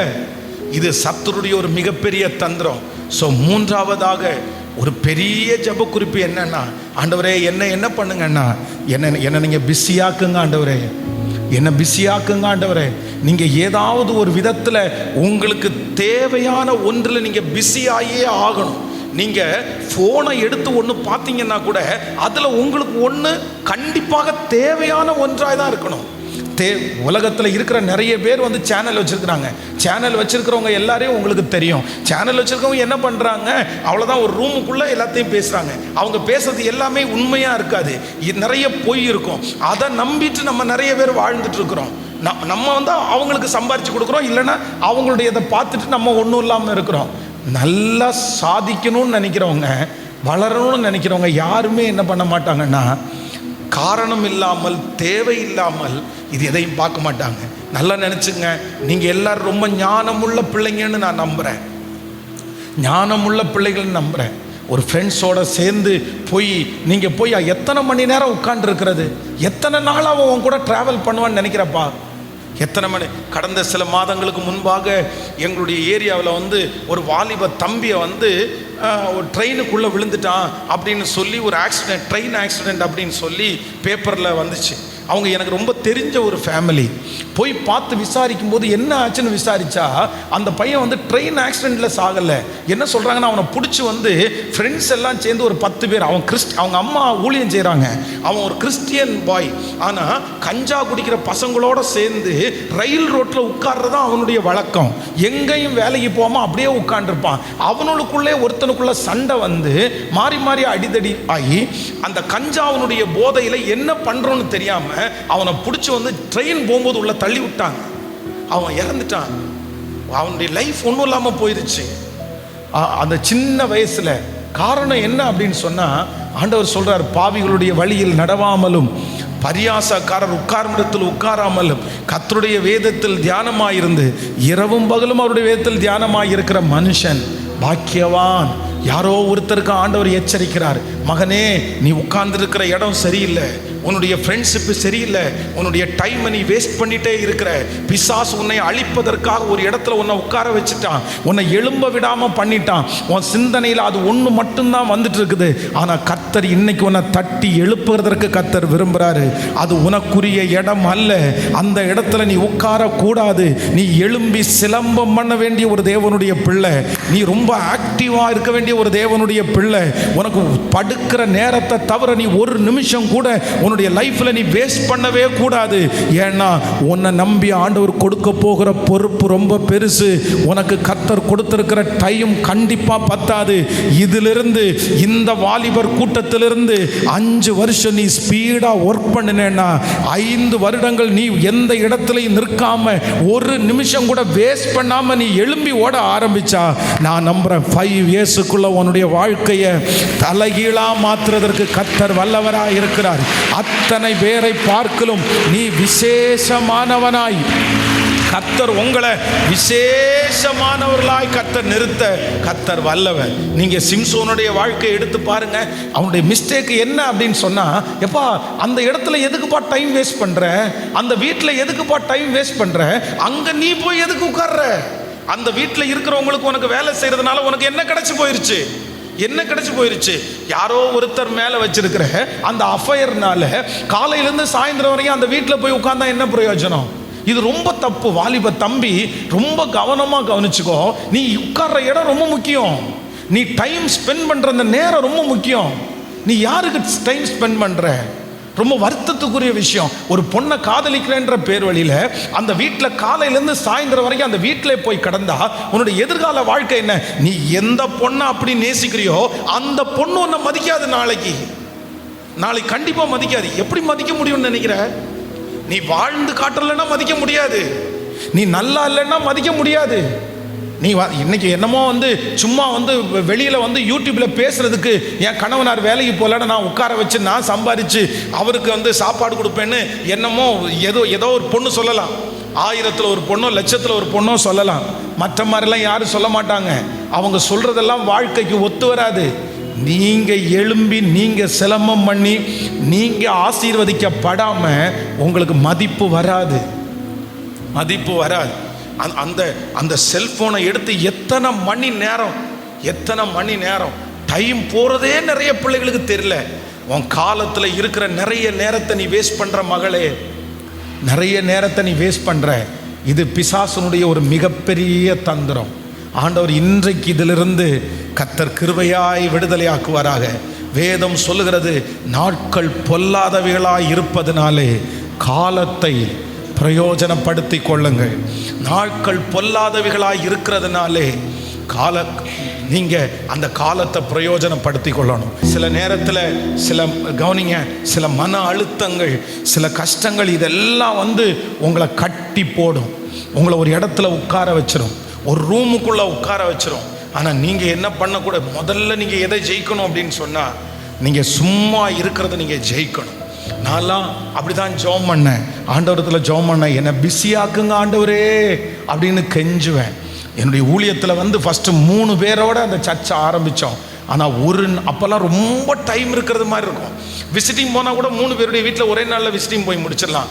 ஆனால் சும்மா இருந்ததே இல்லை, தெருவா போயிடுறது. கோயம்புத்தூரில் இருக்கிற நிறைய முள்காட்டில் போய் காலையிலேருந்து சாயந்தரம் வரைக்கும் ஒரு கேனில் ஃபுல்லாக தண்ணி எடுத்துகிட்டு போய் குடிச்சிட்டு ஜெபம் பண்ணிட்டு அப்படியே வர்றது வழக்கம். கோயம்புத்தூரில் இருக்கிற நிறைய தெருவில் நான் நடந்திருக்கிறேன். ஜெபம் பண்ணி நடப்பேன். ஆனால் இன்னைக்கு நான் திரும்பி பார்க்கும்போது எந்த இடத்துலலாம் நடந்தேனோ, எங்கெல்லாம் நான் ஜெபம் பண்ணேனோ, அங்கெல்லாம் இருந்த ஆத்துமாக்கள் அந்த சர்ச்சுக்கு வரதை நான் பார்க்குறேன். உன் ஆகாரத்தை தண்ணீர்கள் மேல் போடு, அநேக நாட்களுக்கு பின்பு அதனுடைய பலனை காண்பாய். அதனால ஆண்டவருடைய பிள்ளையே, நீ முடங்கி கிடக்காத. கர்த்தருடைய கர்த்தருடைய பிள்ளையே, நீ முடங்கி கிடக்காத, நீ ஒரு இடத்துல முடங்கி கிடக்காத, ஒரு செல்போனுக்கு நீ முடங்கி கிடக்காத, ஒரு பர்சனுக்கு நீ முடங்கி கிடக்காத. அது உன்னை உட்கார வச்சிரும், உன்னை உட்கார வச்சிரும். உன்னுடைய ரொம்ப ஸ்பீடான நாட்களில் உன்னை உட்கார வச்சிரும். அதற்கு பிறகு நீ அப்படி கண்டினியூவாக உட்கார்ந்தனா அதுவே உனக்கு பழகி போயிடும். அதற்கு பிறகு உன் தலை மேல ஆண்டவர் வச்சிருக்கிற அந்த விஷன் கண்டிப்பா நிறைவேறாது. அதற்கு மாறாக நான் நம்புறேன், நீ இருக்கிற இந்த பலத்தோட போ. மீதியானியரை உன் கையிலே ஒப்பு கொடுக்கிற கர்த்தர் உன் கூட இருக்கிறார். எனக்கு பலன் வரட்டும், நான் போறேன், எனக்கு திறமை வரட்டும், நான் போறேன் அப்படின்னு நீங்க இருக்கக்கூடாது. ஆண்டவர் கிதியோனை பார்த்து என்ன சொல்றாரு? எல்லாரும் போனாங்கப்பா, நீ வந்து நிக்கிற இல்ல, ஒன்றும் வேணாம், நீ இருக்கிற இந்த பலத்தோட போ, இந்த பலத்தோட போ. உங்களுக்கு என்ன திறமை இருக்கோ அதை பயன்படுத்துங்க, உங்களுக்கு என்ன செய்ய முடியுமோ அதை நீங்க செய்யுங்க. ஆனா சும்மா மட்டும் இருக்காதீங்க, சும்மா மட்டும் இருக்காதீங்க. சும்மா இருக்கிறதுனா நீங்க வெறும் அமைதியா இருக்கிறது மட்டும் இல்லை, காரணம் இல்லாம எந்த இடத்துலையும் உட்காரக்கூடாது. நான் சொல்றது உங்களுக்கு புரியுதில்ல? நீங்க எந்த இடத்துல இருந்தாலும் ஒரு நோக்கம் இருக்கணும். நீங்க எந்த இடத்துல இருந்தாலும் அதுல எதிர்காலத்திற்கான ஏதாவது ஒன்று இருக்கணும். நீங்க ஒரு அதான் மொபைல் பார்த்தா கூட அதுல கண்டிப்பா ஒரு பிரயோஜனம் இருக்கணும். இல்லை அப்படின்னா பிரயோஜனம் இல்லாத எதையுமே நம்ம என்ன பண்ணக்கூடாதுன்னா, இதை நீங்க ஃபாலோ பண்ணுங்க. உங்களை கர்த்தர் மகிமையான இடத்துல வைக்கிறதுக்கு கர்த்தர் வல்லவர். ஹல்லேலூயா. யாருமே உங்களுக்காக வெயிட் பண்ண மாட்டாங்க, யாருமே உங்களுக்காக காத்து கிடக்க மாட்டாங்க. அவங்கவுங்க ஸ்பீடாக இருக்காங்க, அவங்கவுங்க வேலை செஞ்சுட்டே இருக்காங்க, அவங்கவுங்க சம்பாரிச்சுட்டே இருக்கிறாங்க, அவங்கவுங்க ஒர்க்கில் கான்சன்ட்ரேட் பண்ணிகிட்டே இருக்கிறாங்க. ஆனால் கடைசியில் திரும்பி பார்த்தீங்கன்னா ஒன்றும் இல்லாமல் சும்மா இருக்கிறது யார் அப்படின்னா, நீங்கள் தான் எல்லாத்தையும் இழந்துட்டு உட்காந்துருப்பீங்க. எனக்கு மறக்கவே முடியாத ஒரு அனுபவம் என்ன அப்படின்னு சொன்னால், எனக்கு மனசு விட்டு அது போகவே இல்லை. கோயம்புத்தூரில் உக்கடம் அப்படின்ற ஒரு இடம் இருக்குது. அந்த உக்கடம் அப்படின்ற இடத்துல என்னுடைய காரில் நான் டிரைவ் பண்ணிகிட்டே இருக்கிறேன்.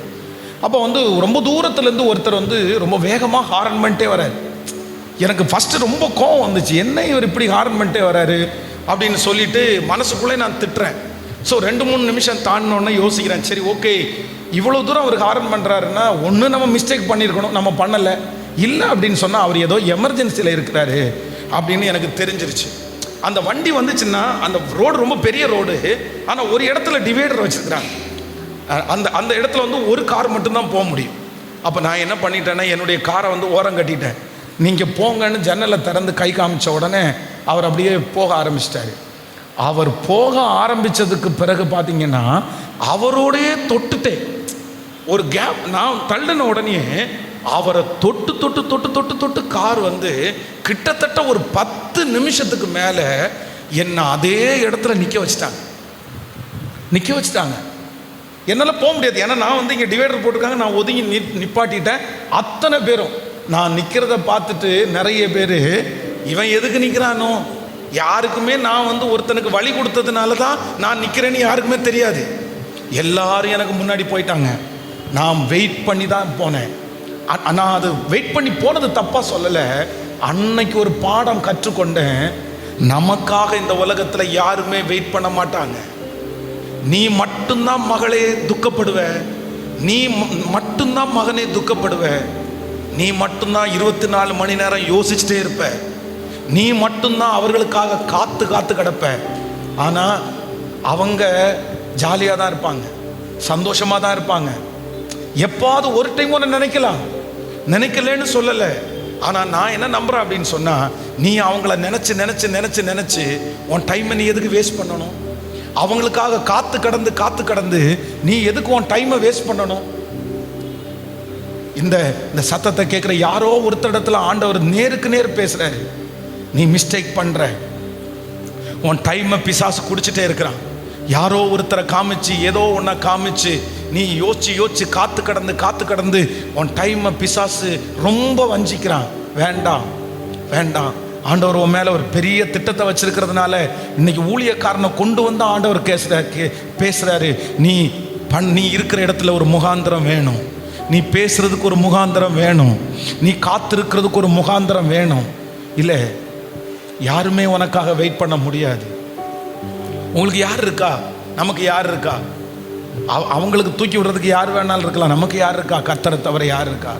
அதனால் இன்னைக்கு ஒரு ஸ்ட்ராங் டிசிஷன், ஒரு சரியான ஒரு முடிவெடுங்க. யாருக்காகவும் நான் என்ன பண்ண மாட்டேன், யாருக்காகவும் எதுக்காகவும் என் டைமை நான் என்ன பண்ண மாட்டேன். சத்தமாக சொல்லுங்க.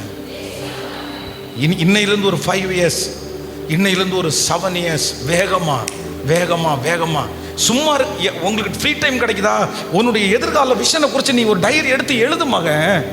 நீ பைபிளை கையில் எடு. நீ எதிர்காலத்தினுடைய ஃபியூச்சரை நீ ஆண்டவரிடத்தில் கேளு. ஏன்னா வாஞ்சையும் விருப்பத்தையும் உனக்குள்ள கர்த்தர் வச்சுட்டாருன்னா அந்த வாஞ்சையும் விருப்பத்தையும் நிறைவேற்றுறதுக்கு அவர் வல்லவராக இருக்கிறாரு. அவர் நிறைவேற்றுறதுக்கு வல்லவராக இருக்கிறாரு. நீ எந்த அளவுக்கு ஓடுறியோ, நீ எந்த அளவுக்கு வேகமாக இருக்கிறியோ, நான் நம்புகிறேன் கர்த்தருடைய கரம் உன் கூட இருக்கும். இன்னைக்கு நீ ஓடுகிற ஓட்டம் கண்டிப்பாக வீணாக போகாது. உன் ஆகாரத்தை இன்னைக்கு நீ போடும்போது அது ரிட்டர்ன் எதுவுமே கிடைக்காது. ஆனால் ஒரு நாள் கர்த்தர் வாக்கு கொடுத்தது மாதிரியே அதனுடைய நன்மையை நீங்கள் புசிக்காமல் போகவே மாட்டீங்க. கர்த்தருக்கு காத்திருக்கிற நீங்கள் புது பலன் அடைவீங்க. கழுகுகளைப் போல செட்டைகளை அடித்து உயரே எழும்புவீங்க. கர்த்தர் ஏற்ற காலத்தில் மழையை வர்ஷிக்க பண்ணுவார். ஏற்ற காலத்தில் யாருக்காகவும் இந்த ஃப்ரெண்ட்ஸோட சேர்ந்து சுற்றி காலையிலேருந்து சாயந்தரம் வரைக்கும் எந்த வேலையும் இல்லாமல் ஃப்ரெண்ட்ஸோட இல்லைன்னா முடிச்சுட்டு வந்த உடனே நமக்கு அது வேலை இல்லை. என் டைமை எக்காரணம் கொண்டும் நான் வேஸ்ட் பண்ணுறதில்லை. ஸோ நம்பர் 1 சொல்லுங்கள் பார்க்கலாம். முதலாவது, நான் என்னுடைய மனசில் நினைக்க வேண்டிய முதல் நினைப்பு என்னென்னா, என்னை குறித்து கர்த்தர் ஒரு பெரிய திட்டத்தை, ஒரு பிளானை ஆண்டவர் வச்சிருக்கிறார். அதை நான் நம்புகிறேன். சொல்லுங்கள் எல்லாரும், அதை நான் நம்புகிறேன். நம்பர் 2, ரெண்டாவது நம்பர் 2 என்ன சொன்னேன்? உடனே அப்படின்னா நான் எவ்வளவு காலதாமதம் பண்ணுறேனோ அவ்வளோ எனக்கு ஆபத்து. நான் என்ன பண்ணணும்னா உடனே அவ்வளோதான், முடிஞ்சிருச்சு. உடனே திரும்பி வரணும்னு ஆண்டவர் எதிர்பார்க்கிறார். நம்பர் 3, மூணாவது, நான் என்ன பண்ணக்கூடாதுன்னா என்னுடைய டைமை எக்காரணம் கூட நான் என்ன பண்ணிடக்கூடாதுன்னா வேஸ்ட் பண்ணிடவே கூடாது. ஆமேன்னு சொல்லுங்கள். ஸோ 4, நாலாவது ஒரே ஒரு காரியத்தை கூட உங்களுக்கு சொல்லி உங்களுக்காக ஜெபிக்க போகிறேன். வேதத்தில் ரொம்ப அழகாக நமக்கு ஒரு வசனம் சொல்லுது, நம்ம எடுக்கிற முடிவின் பேரில் நம்ம ஞானமாக இருக்கணும்னு ஆண்டவர் எதிர்பார்க்கிறார். ஒரே ஒரு வசனத்தை மட்டும் நீங்கள் வாசிங்க. எல்லாரும் சேர்ந்து அந்த வசனத்தை வாசிக்கலாமா? எல்லாரும் எடுத்துட்டீங்களா? பிரசங்கி 11வது அதிகாரம், ஒரு அதிகாரம் முழுக்க சத்தமாக நம்ம வாசிக்க போகிறோம். வாசிக்கலாமா? உன் ஆகாரத்தை தண்ணீர்கள் மேல் போடு, அநேக நாட்களுக்கு பின்பு அதன் பலனை காண்பாய். 7 பேருக்கும் 8 பேருக்கும் பங்கிட்டு கொடு. பூமியின் மேல் என்ன ஆபத்து நேரிடுமோ உனக்கு தெரியாது. மேகங்கள் நிறைந்திருந்தால் மழை பூமியின் மேல் பொழியும். மரமானது தெற்கே விழுந்தாலும் வடக்கே விழுந்தாலும் விழுந்த இடத்திலேயே மரம் கிடக்கும். காற்றை கவனிக்கிறவன் விதைக்க மாட்டான், மேகங்களை நோக்குகிறவன் அறுக்க மாட்டான். ஆவியின் வழி இன்னதென்றும் கர்ப்பவதியின் வயிற்றிலே எலும்புகள் உருவாகும் விதம் இன்னதென்றும் நீ அறியாதிருக்கிறது போல எல்லாவற்றையும் செய்கிற தேவனுடைய செயல்களையும் நீ அறியாய். காலையிலே உன் விதையை விதை, மாலையிலே உன் கையை நெகிழ விடாதே. அதுவோ இதுவோ எது வாய்க்குமோ என்று 2ம் சரியாய் பயன்படுமோ என்றும் நீ அறியாயே. வெளிச்சம் இன்பமும் சூரியனை காண்பது கண்களுக்கு பிரியமும் ஆமே. மனுஷன் அநேக வருஷம் ஜீவித்து அவைகளிலெல்லாம் மகிழ்ச்சியாயிருந்தாலும் அவன் இருளின் நாட்களை நினைக்க வேண்டும். அவைகள் அநேகமாயிருக்கும், வந்து சம்பவிப்பதெல்லாம் மாயே. வாலிபனே, உன் இளமையிலே சந்தோஷப்படு. உன் வாலிப நாட்களிலே உன் இருதயம் உன்னை பூரிப்பாகட்டும். உன் நெஞ்சின் வழிகளிலும் உன் கண்ணின் காட்சிகளிலேயும் நட. ஆனாலும் இவை எல்லாவற்றின் நிமித்தமும் தேவன் உன்னை நியாயத்திலே கொண்டு வந்து நிறுத்துவார் என்று அறி. நீ உன் இருதயத்திலிருந்து சஞ்சலத்தையும் உன் மாம்சத்திலிருந்து தீங்கையும் நீக்கி போடு. இளம் வயதும் வாலிமையும் மாயே. ஆமேன். இந்த அதிகாரத்தில் ஒரு வாலிபனுக்கான சகல காரியத்தையும் ஆண்டவர் அடக்கி வச்சிருக்கிறார். அதில் 4th, 4வதாக தெரிஞ்சு கொள்ள வேண்டியது என்ன அப்படின்னா, நான் எடுக்கிற முடிவில் நான் எடுக்கிற முடிவில் நான் எப்படி இருக்கணும்னா ரொம்ப ஜாக்கிரதையாக இருக்கணும். எல்லா வாலிபர் கூட்டத்துக்கு நான் ஒன்று சொல்ல மறக்கிறதே இல்லை. நீங்கள் இன்னைக்கு எடுக்கிற முடிவு இன்னைக்கு நல்லா இருக்கலாம், இன்னைக்கு சந்தோஷமாக இருக்கலாம், இன்னைக்கு அந்த முடிவை பார்த்து நிறைய பேர் கைகொட்டி சிரிக்கலாம், இந்த முடிவை பார்த்து நிறைய பேருக்கு ஒரு இன்ஸ்பயராக இருக்குன்னெல்லாம் நிறைய பேர் சொல்லலாம். நிறைய பேர் ஒன்ன மாதிரி தைரியசாலி வேற யாருமே இல்லைன்னு உங்களை மெச்சிக்கொள்ளலாம். ஆனால் நீங்கள் எடுக்கிற முடிவு உங்களுக்கு எப்படி போயிடக்கூடாது அப்படின்னு சொன்னால், சில ஆண்டுகள் தாண்டி நீங்கள் எடுக்கிற முடிவே உங்களுக்கு என்னவா முடிஞ்சிடக்கூடாதுன்னா ஆபத்தாக முடிஞ்சிடக்கூடாது. வாலிப தங்கச்சிங்கெல்லாம் ரொம்ப கவனமாக கவனிச்சுக்குங்க. கேர்ள்ஸ் எல்லாம் என்ன கொஞ்சம் பாருங்க. நீ ரொம்ப கவனமாக இரு மகளே, நீ ரொம்ப கவனமாக இரு. உன்னுடைய வாழ்க்கையை எந்த சூழ்நிலையிலும் உன் லைஃப்பை நீ இழந்துடாத. உனக்கு கொடுக்குற நம்பிக்கையை, கட்டுக்கதைகளால் கொடுக்குற நம்பிக்கையை, வெளியில் நீ பார்க்குற அந்த பார்வையினால் கொடுக்குற அந்த நம்பிக்கையை அப்படி நம்பிட்டு உன் லைஃப்பை நீ தொலைச்சிடாத. நீ பார்க்குற எல்லாம் சில நாட்களிலே மாயையாக போயிடும். சில முடிவுகளை நீ எடுத்துடாத. அப்படின்னா அம்மாவை எதிர்த்து, அப்பாவை எதிர்த்து, குடும்பத்தை எல்லாத்தையும் எதிர்த்து, சர்ச்சை எதிர்த்து, எல்லா ஆலோசனைகளையும் எதிர்த்து நீ பண்ணுறது நியாயம், உன் மனசில் இருக்கிறது நியாயம் அப்படின்னு சொல்லி நிறைய நேரத்தில் பிசாசு உன்னை முடிவெடுக்கிறதுக்கு தூண்டுவான். ஆனால் நீ ஒரு முடிவு எடுத்து யாரோ ஒருத்தருடைய ஆலோசனையை கேட்டு நீ அந்த முடிவு எடுத்து உன் சரீரத்தை நீ கொடுத்துட்ட, உன்னுடைய மனசை நீங்கள் கொடுத்துட்டீங்க, உங்கள் வாழ்க்கையை நீங்கள் கொடுத்துட்டீங்க. நீங்கள் எடுத்த முடிவின் நிமித்தம் அதற்கு பிறகு நீங்கள் வருத்தத்தை சுமப்பீங்க பாருங்க. அதில் வேற யாருமே உங்க கூட நிற்க மாட்டாங்க. எல்லாருமே சொன்னாங்க, எல்லாருமே என்ன சொல்லுவாங்க தெரியுமா? இது ஓன் முடிவு இல்லை, இது ஓன் முடிவு, இது நீ எடுத்த முடிவு, நான் ஒன்றும் பண்ண முடியாது. நீங்கள் சில நேரத்தில் ஏசப்பாட்ட கூட நிற்க முடியாது. ஸோ ரொம்ப கவனமாக இருக்க வேண்டியது என்ன அப்படின்னு சொன்னால், நான் எடுக்கிற முடிவில் நான் ரொம்ப ஜாக்கிரதையாக இருக்கணும். நான் அதை டக்குன்னு நான் செஞ்சிட முடியாது, அது யாரும் பார்க்கலன்னு செஞ்சிட முடியாது, அது மாற்றிடலான்னு சொல்லிட முடியாது. இப்போதைக்கு நல்லா தான் இருக்கும். அதான் சர்ச்சில் ஜோம் பண்ணிட்டு இருக்கும்போது +2 படிக்கிற ஒரு பிள்ளை எப்படி இருப்பா? +2 படிக்கிற பிள்ளை எவ்வளோ சின்ன வயசாக இருப்பா? அந்த +2 படிக்கிற வயசில் இருக்கிற பிள்ளைய மாதிரி ஒரு பிள்ளைய பார்க்குறேன். அந்த பிள்ளையினுடைய கையில் ஒரு குழந்தை. அந்த பிள்ளை என்கிட்ட வர, அவங்க அம்மாவும் கூட வராங்க. அந்த பிள்ளைய இறக்கி விட்டால் அந்த பிள்ளை ஹைப்பர் ஆக்டிவ். அந்த பிள்ளை எங்கெங்கேயோ வருது, ஜன்னலில் ஏறுறான், ஸ்பீக்கரை பிடிச்சி இழுக்கிறான், ஒயரை பிடிச்சி இழுக்கிறான். அவங்க அம்மாவால் அடக்கவே முடியல, அவங்க பாட்டியால் அடக்கவே முடியல. அந்த பிள்ளை ரொம்ப சின்ன பிள்ளையா இருக்கு. நான் என்ன நினைச்சேன் அப்படின்னு சொன்னா, இது யாரோ ஒருத்தருடைய சொந்தக்காரங்க பிள்ளையா இருக்கும், எங்கேருந்து கூட்டிட்டு வந்த பிள்ளையா இருக்கும்னு சொன்னா, அவங்க ஏமா வந்தீங்க, எதுக்கு வந்தீங்க, என்ன பண்ணணும் அப்படின்னு கேட்டா அப்படியே அழுதுட்டே சொல்றாங்க, இதா நிற்கிறாளே இவளுடைய பிள்ளை தான் பாஸ்டர் இது. எனக்கு இவளே ஒரு பிள்ளை, அவளே +2 படிக்கிறது மாதிரி இருக்கா, இந்த பிள்ளைக்கு ஒரு பிள்ளை இருக்குன்றதை என்னால் நம்பவே முடியல. என்ன சொல்றீங்கன்னு கேட்டா, 10th படிக்கும்போது ஒரு பையனை லவ் பண்ணான். நான் அப்பவே சொன்னேன், நீ ரொம்ப ஜாக்கிரதையாயிரு, வேண்டாம் வேண்டாம் வேண்டான்னு சொன்னேன். அவள் கேட்கவே இல்லை பாஸ்டர்.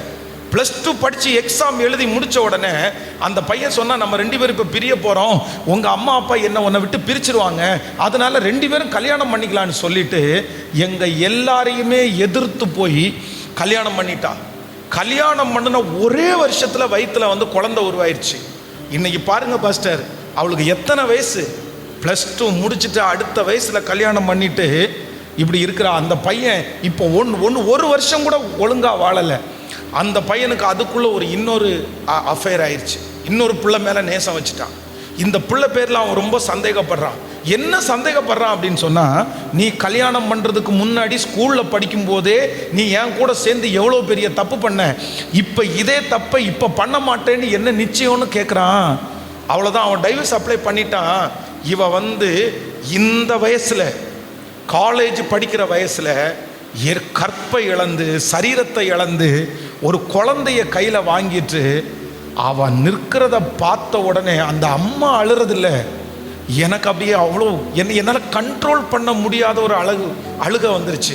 சே, நான் என்ன நினச்சேன் அப்படின்னு சொன்னால், இன்னைக்கு அவளுக்கு வந்து கிட்டத்தட்ட எத்தனை வயசு இருக்கும், ஒரு 18-19 வயசு இருக்கும்னு வைங்களேன். 20 இயர்ஸ், 20 வயசு. இந்த 20 வயசு இருக்கிறவளுக்கு அவள் 80 வருஷம் வரைக்கும் உயிரோடு இருந்தான்னா இனியும் கிட்டத்தட்ட 60 வருஷம் இந்த உலகத்தில் உயிரோட வாழணும். 60 வருஷம் வரைக்கும் ஃபஸ்ட் அவளுடைய தலை மேலே அவள் கணவனாரை விட்டு பிரிஞ்சிட்டாருன்ற ஒரு பேர், ஒரு குழந்தைய 20 வயசில் அவள் சுமக்கிறான்ற ஒரு பேர். இனி எப்படி வாழுவா, எப்படி தாண்டுவா, எனக்கு ஒன்றுமே புரியல. ஏன்னா எடுத்த ஒரே ஒரு முடிவு, அவசரப்பட்டு எடுத்த ஒரு முடிவு, யாருமே சொல்லி கேட்காம எடுத்த ஒரு முடிவு. இந்த சத்தத்தை கேட்குற எந்த வாலிப தம்பி தங்கச்சியாக இருந்தாலும் உன்னை முடிவெடுக்கிறதுக்கு உன் ஃப்ரெண்டு உங்களை தூண்டி இருக்கலாம், உன்னை முடிவெடுக்கிறதுக்கு ஏதோ ஒரு பையன் ஏதோ ஒரு பொண்ணு உன்னை தூண்டிகிட்டே இருக்கலாம். ஆனால் தயவு செய்து உன்னை அன்பாக கேட்குறேன், நீ ஏதோ ஒரு முடிவை நீ எடுத்துறாத, உன் வாழ்க்கையை அழிச்சிடும், உன் வாழ்க்கையை அழிச்சிடும். அம்மாவை சரி பண்ணிக்கலாம், அப்பாவை சரி பண்ணிக்கலாம், நிறைய சரி பண்ணிக்கலாம். ஆனால் நீ எடுத்த முடிவினால் வந்திருக்கிற விளைவை சில நேரத்தில் சரி பண்ணவே முடியாது, சரி பண்ணவே முடியாது. நான் எடுக்கிற முடிவில் நான் என்னவா இருக்கணும்னா ரொம்ப ஜாக்கிரதையாக இருக்கணும்.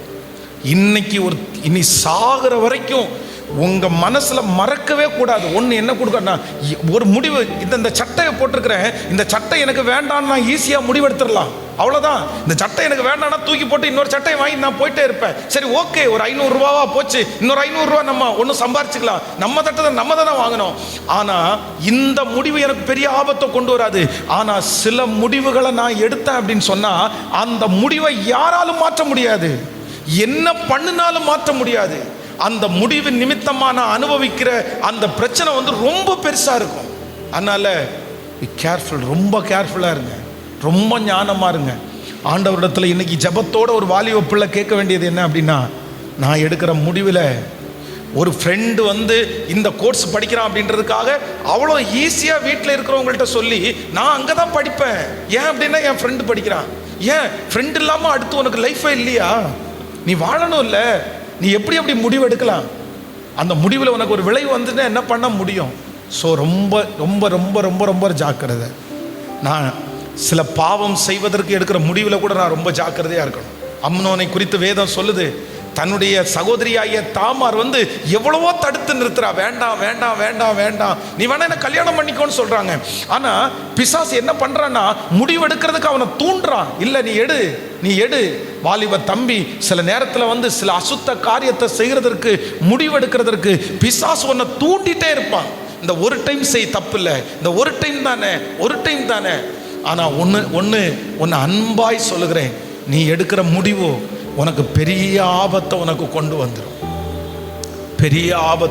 வந்துடும், ஸோ ஆண்டவரே எங்களுக்கு ஒரு ஞானத்தை கொடுங்க. நாங்கள் எடுக்கிற முடிவில் என்னவா இருக்கணும்னா ஞானமாக இருக்கக்கூடிய ஒரு கிருபையை கர்த்தர் தருவீராக. ஆமேன்னு சொல்லுங்கள் பார்க்கலாம். ஸோ 4 காரியத்தை இன்றைக்கி நம்ம தியானிச்சிருக்கிறோம், நீங்கள் மறக்கவே மாட்டீங்கன்னு நம்புகிறோம். ஆமேன். நம்ம தேவனிடத்தில் போகும்போது அவர் நமக்கு இரக்கமுள்ளவராக இருக்கிறார்.